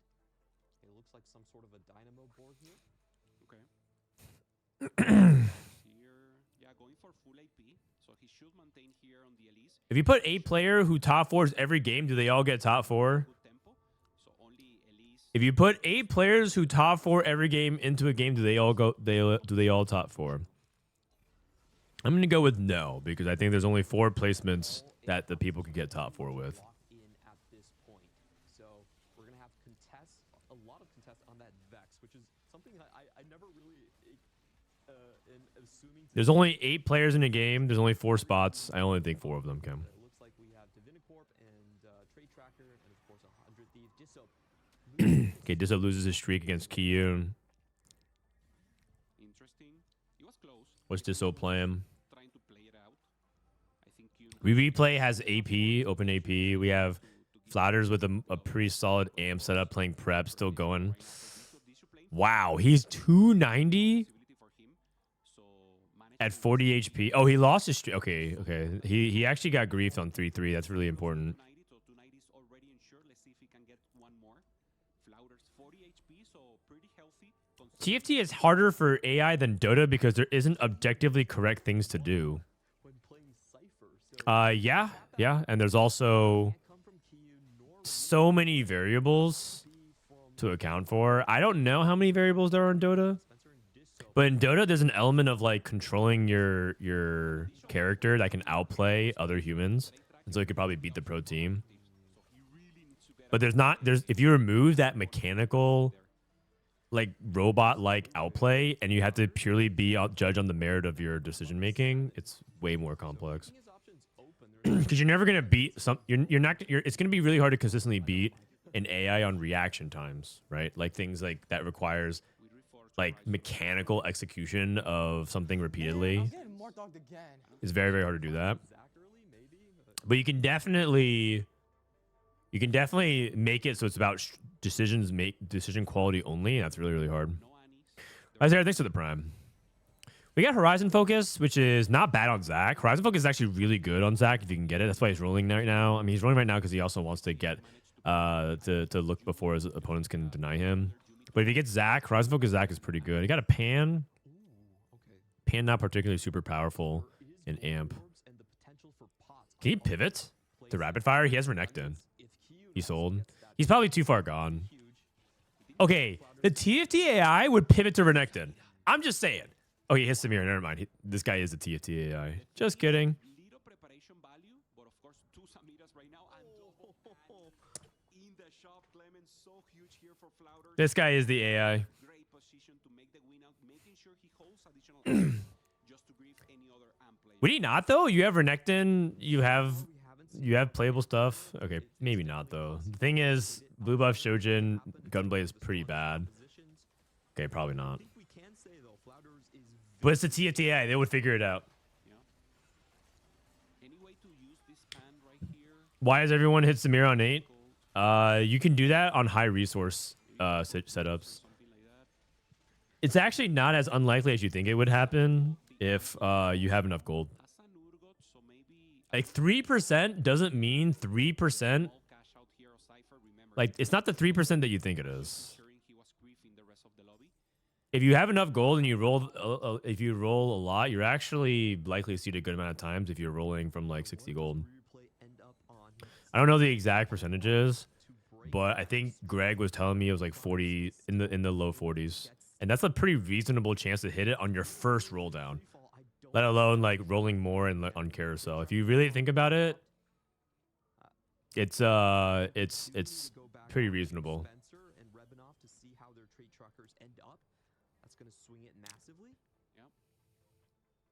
Bastion emblem. He cashed out Bastion Rapid. Could be the option here. He has Oh god. Okay, Marksman emblem's good though. defensive item there on the Mundo. You can make this work. You can make this work. Qadsiah too, and You can play Marksman. with the line he will And you even have Syndicate as well. Yeah, you can make it work. You can make it work. Awkward trade tracker, but it's fine. This guy got Boombot. He got 2 Boombots and Urgot. Okay. His potential is really high. I think QAD spots are pretty good. to go for the Boombot line. Replay is... To use the full powers. I think he has 3 amp. Doesn't look that sexy right now, Clement. Loteriix playing Vex. No reforgers for Spencer as well, so he's just stuck there. He needs to start finding his MFs, but that's the problem. There's a lot of people that want the MF in this lobby. You know, there's It's the 5 Annies that screws replay spot. That is true. 5 Annies is a big deal. Part of it is that he did lose streak more though. Played somewhat tempo, and that's partially why people commit and roll so hard. Because it's not just like rolling to hit, but it's also rolling to deny. And Volta with Dynamo, he's just preserving tempo. So maybe just maybe legendary board possibilities here for Bishop. I don't know. replay, trying to find himself back into Amp, but he is so far off the Annies. Does have an early Zac though. Okay. This is Disso's POV. We're on Elise 1. He's trying to fast 9. Okay, so I think what's happening here is that Disso is 1 giving lives to replay. 2, I think he is trying to go to 9 and cap high. It's gonna be really hard. Puddle is a really tricky lobby to outcap, so I think he has to get to 9 in order to do that. Yeah, his line just doesn't lend itself to Trait Tracker very easily. There's not a lot of loose traits that you can fill up, and no Reforger really gonna hurt. How was the Mort coaching? Was he a good student? Yeah, but boring. Wait, what? Mort's a boring student? Or what? Like he wasn't? They weren't going for any woke plays. Should be enough. In the balance. Yep. Okay, there it is. The Renekton rapid fire, but doesn't have the 6 rapid fire. Boring comps. Oh, I mean that's 4 rapid fire, 2 rapid fire is not. do you know why they're boring? Is because they work. You know what's exciting? Things that don't work. Not to go 8. Yeah. Yeah. Comps that just literally you just like put stuff on the board, and you know what they don't do? They don't win. That's the exciting shit. If you look at his board, missing a lot of upgrades. No Leona 2, no Aphelios 2 in the end. Guys, I love losing. Losing is so exciting. Oh man, that's good. That's the good shit. Losing is so fun.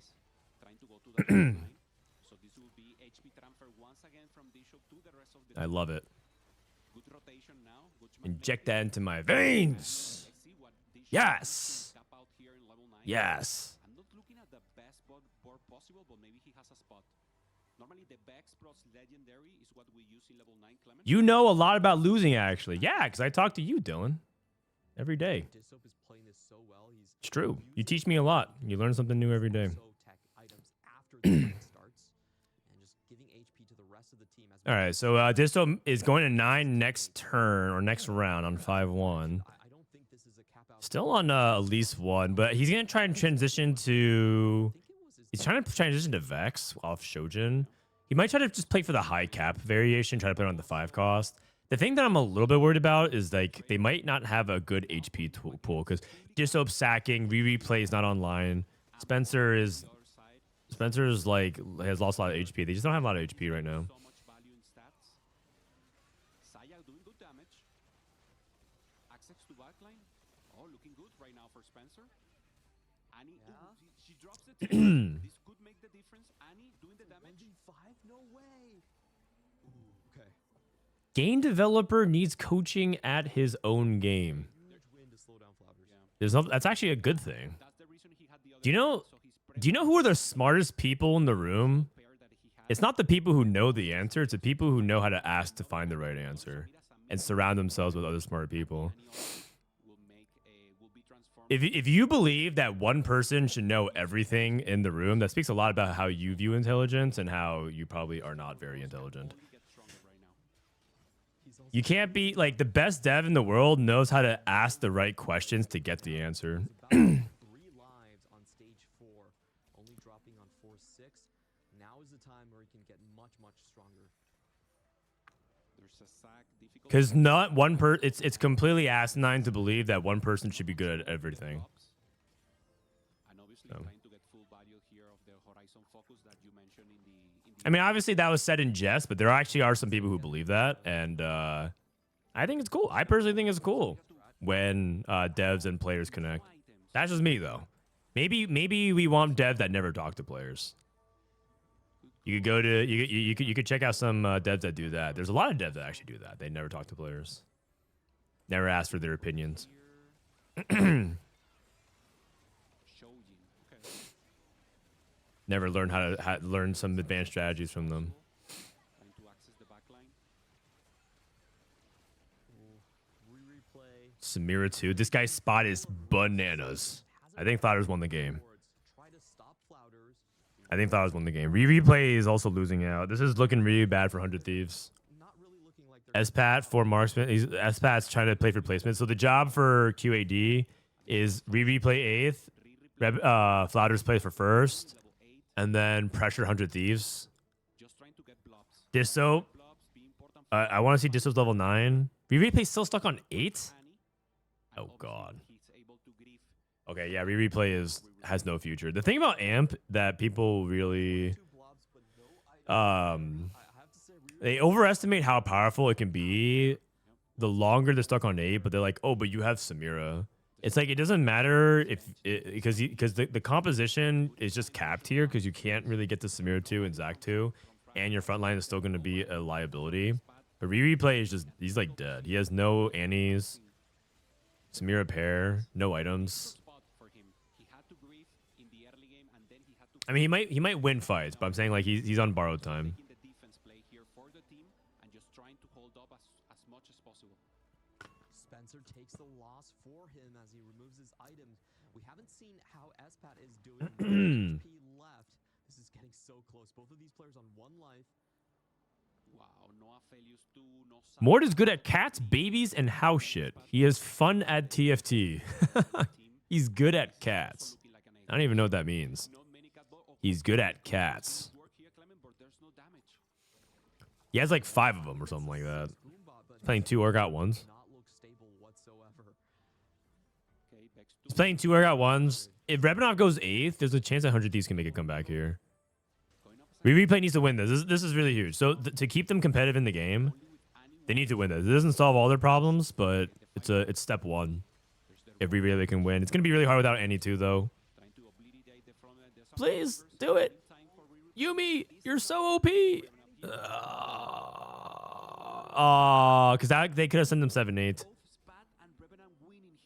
Oh, Volta a lot. Whoa. Oh wait, Kyun's dead. That's actually so. That's rough. That is rough. Replay did not get smeared 2 off carousel. He's denying or got 2. It's not looking good for 100 Thieves, you guys. I'm pretty sure QAD is like 90% favorite from this spot. 90% plus because Replay they're one of their advantages was to send a QAD 8th, play for a tempo placement, and then maybe you can send them 7-8. Like it was actually really close. Force them to do more than go first. Alternatively, if I think their hope would be Disop caps high enough, but I don't know. First of all, Replay needs to survive. Replay needs to survive and win this next fight, but I don't know if he's in a spot to do so. Prize fighter, big grab bag. Bulky. Okay, what's the matchup? Okay, this is weak. This is winnable. Yeah. Did Vitality play this weekend? No. We already qualified. This is the last chance qualifier, so this is every region's 4th and 5th placing teams.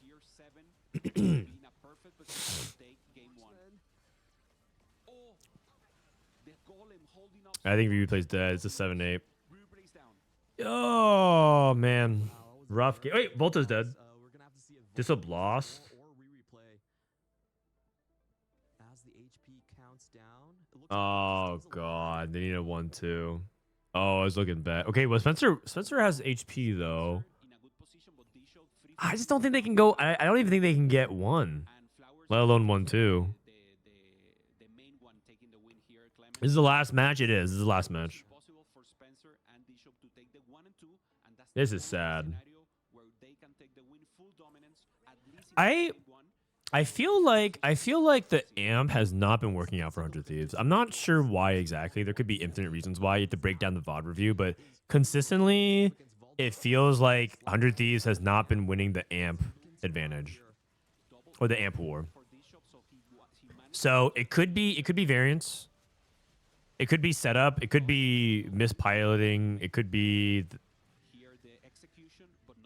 a lot of different things. But I think this is like the 3rd game we've watched in a row where like amp ends up just being like, is it just literally amp casino? I mean, I feel like there's got to be more to it than that. They try to play amp from tempo, and it feels like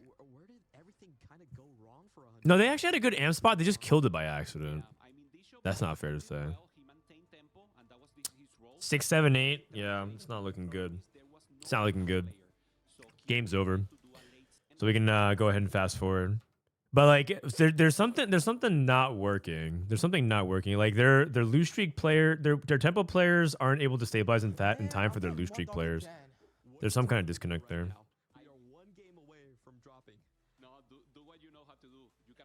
Spencer needs a -2. Yeah, it's not gonna happen.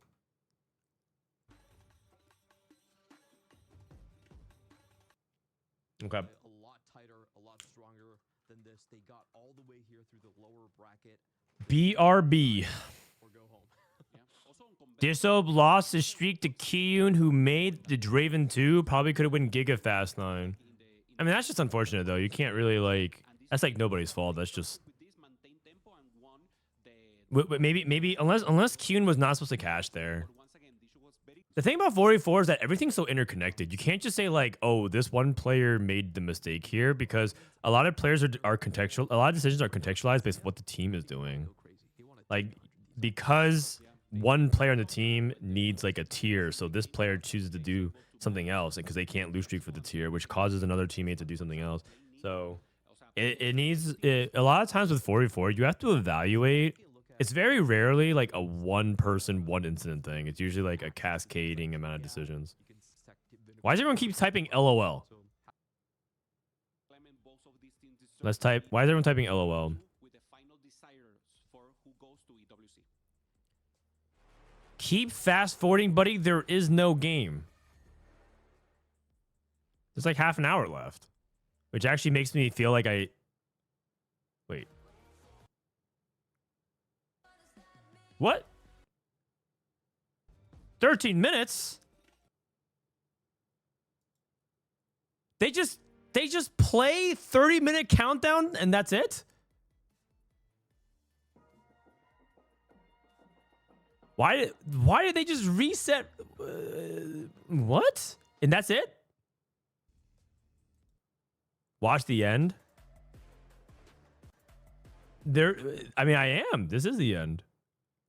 Decided here. Big congratulations to the EMEA region as they will have 5 representatives here, essentially taking. Wait, the what? one The away game's from over. Throughout this run, they managed to defeat. Huh? Wait, 100 what? teams Wait, 4 what? We just times, missed it? and they have to be a force to be recognized with. I need to hear the casters explain this. What? We need to come back from break. I need an Welcome back. explanation. Wait. So, what happened? Okay, 5 minutes.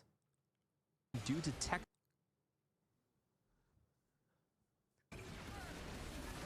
Hi everyone, welcome back. We want to thank you for your patience and apologize for the interruption. Due to technical difficulties, we could only catch this portion of the game.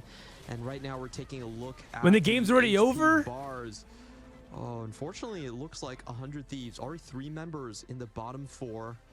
Yeah, You're only going to be able to catch the final fight. yeah, we'll catch the final fight, and we have confirmation with this. Kyun re-replay bottom 7 and 8th, and with Disho going 6th. This Oh, is confirmation God. that Qadsiah gets the winner spot here. Clement are the ones to qualify to EWC. That's 100 it? Thief taking the loss. What the hell is this, man? Oh god, the casters are pissed too, man. You can just tell they're not happy. They're like, congratulations to EMEA. Yup, really well done. Like they're just mad too, man. What the heck is this? Underdog team right here, as we saw in the end, it was Flouders and I believe Volta in the top 2 positions. So throughout this run, they managed to defeat 100 Thieves 4 times, and they have to be a force to be recognized. Oh, they beat him 4 times? Yeah. So Oh, now wow. we have the final bracket for these. One thing I have to say, I said this as well. I think people are sleeping on the French teams. They're very good. The French teams gave us the hardest amount of time in scrims. We lost to every French team. We lost to every EU team actually. In general, we were very worried that we were gonna struggle a little bit, or some of us were very worried because we kept losing against EU. And that is all 16 teams decided here. Big congratulations to the This is EMEA region just as they so have disappointing. 5 This is just so representatives disappointing. here, essentially taking it one Man, away the from fact that they don't other. even show the last game is just the cherry on top of You see here with this graphic, this cake, man. It's this weekend. This past 2 weekends of EWC broadcasts were the ones that has been here on very the last disappointing, to say the roster. least. I mean, I want to say more choice words, but I don't really think I need to add much more. It's just the production of it itself just makes me feel like there's no TLC, there's no love and care. It just feels like a product that they put minimal amount of effort into, and it sucks because TFT is a game that's purely driven off of passion. Like EWC for a lot of other scenes, EWC for a lot of other games is like one of many things that happens, right? Like if it's because they're like a tier 1 or like a popular esport, they have their traveling circuit, they have many different events, but this is a really unique thing. This is something that I think a lot of people are invested in becoming better and bigger and better in terms of 4v4, and it just feels like it's not treated with proper attention and care. And that's just like extremely disappointing.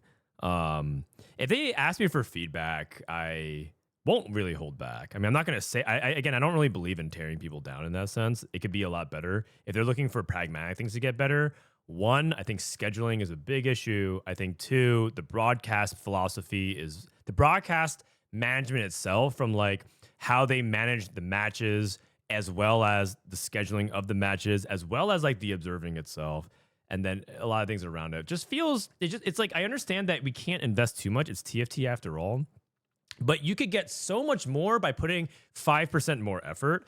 And the interesting thing too is it's all like very fixable even tomorrow. Like if we did another day of broadcast, you could fix a lot of the things tomorrow, but they just choose not to. So it's just very disappointing across the board. I'm very unhappy with it. And it feels like one of those things where they will say they hear. Like the annoying thing too is that I feel like I'm purposely blocked from people who can make the decisions. I talk to the admins, and the admins, it seems like they care. They hear what we're saying. They can even agree with it, and they have to go to the people above them that say no, and then they have to come back to us, and everyone yells at them. It's usually not the admin's fault. It's whoever is in charge of it. It's the project manager or the production people's fault. The people who run it. And I've worked in those rooms, so I usually know I have a pretty good beat on that kind of stuff. It's just really disappointing. So, but the one thing I want to say is don't like if you see anybody who's like running administratively or like just like doing the general stuff for it, they're not the culprits here. Man, huge bummer. That is not the way I want to find out that 100 Thieves got eliminated. It's not even fun to hate watch that way, man. Like I want it. Like the thing is, I'm not even hate watching 100 Thieves. I kind of want them to go through. A lot of them are my friends, but like part of me like wanted to hate watch a little because I'm on Vitality. But like that's no fun. We found out from Dish Soap what happened.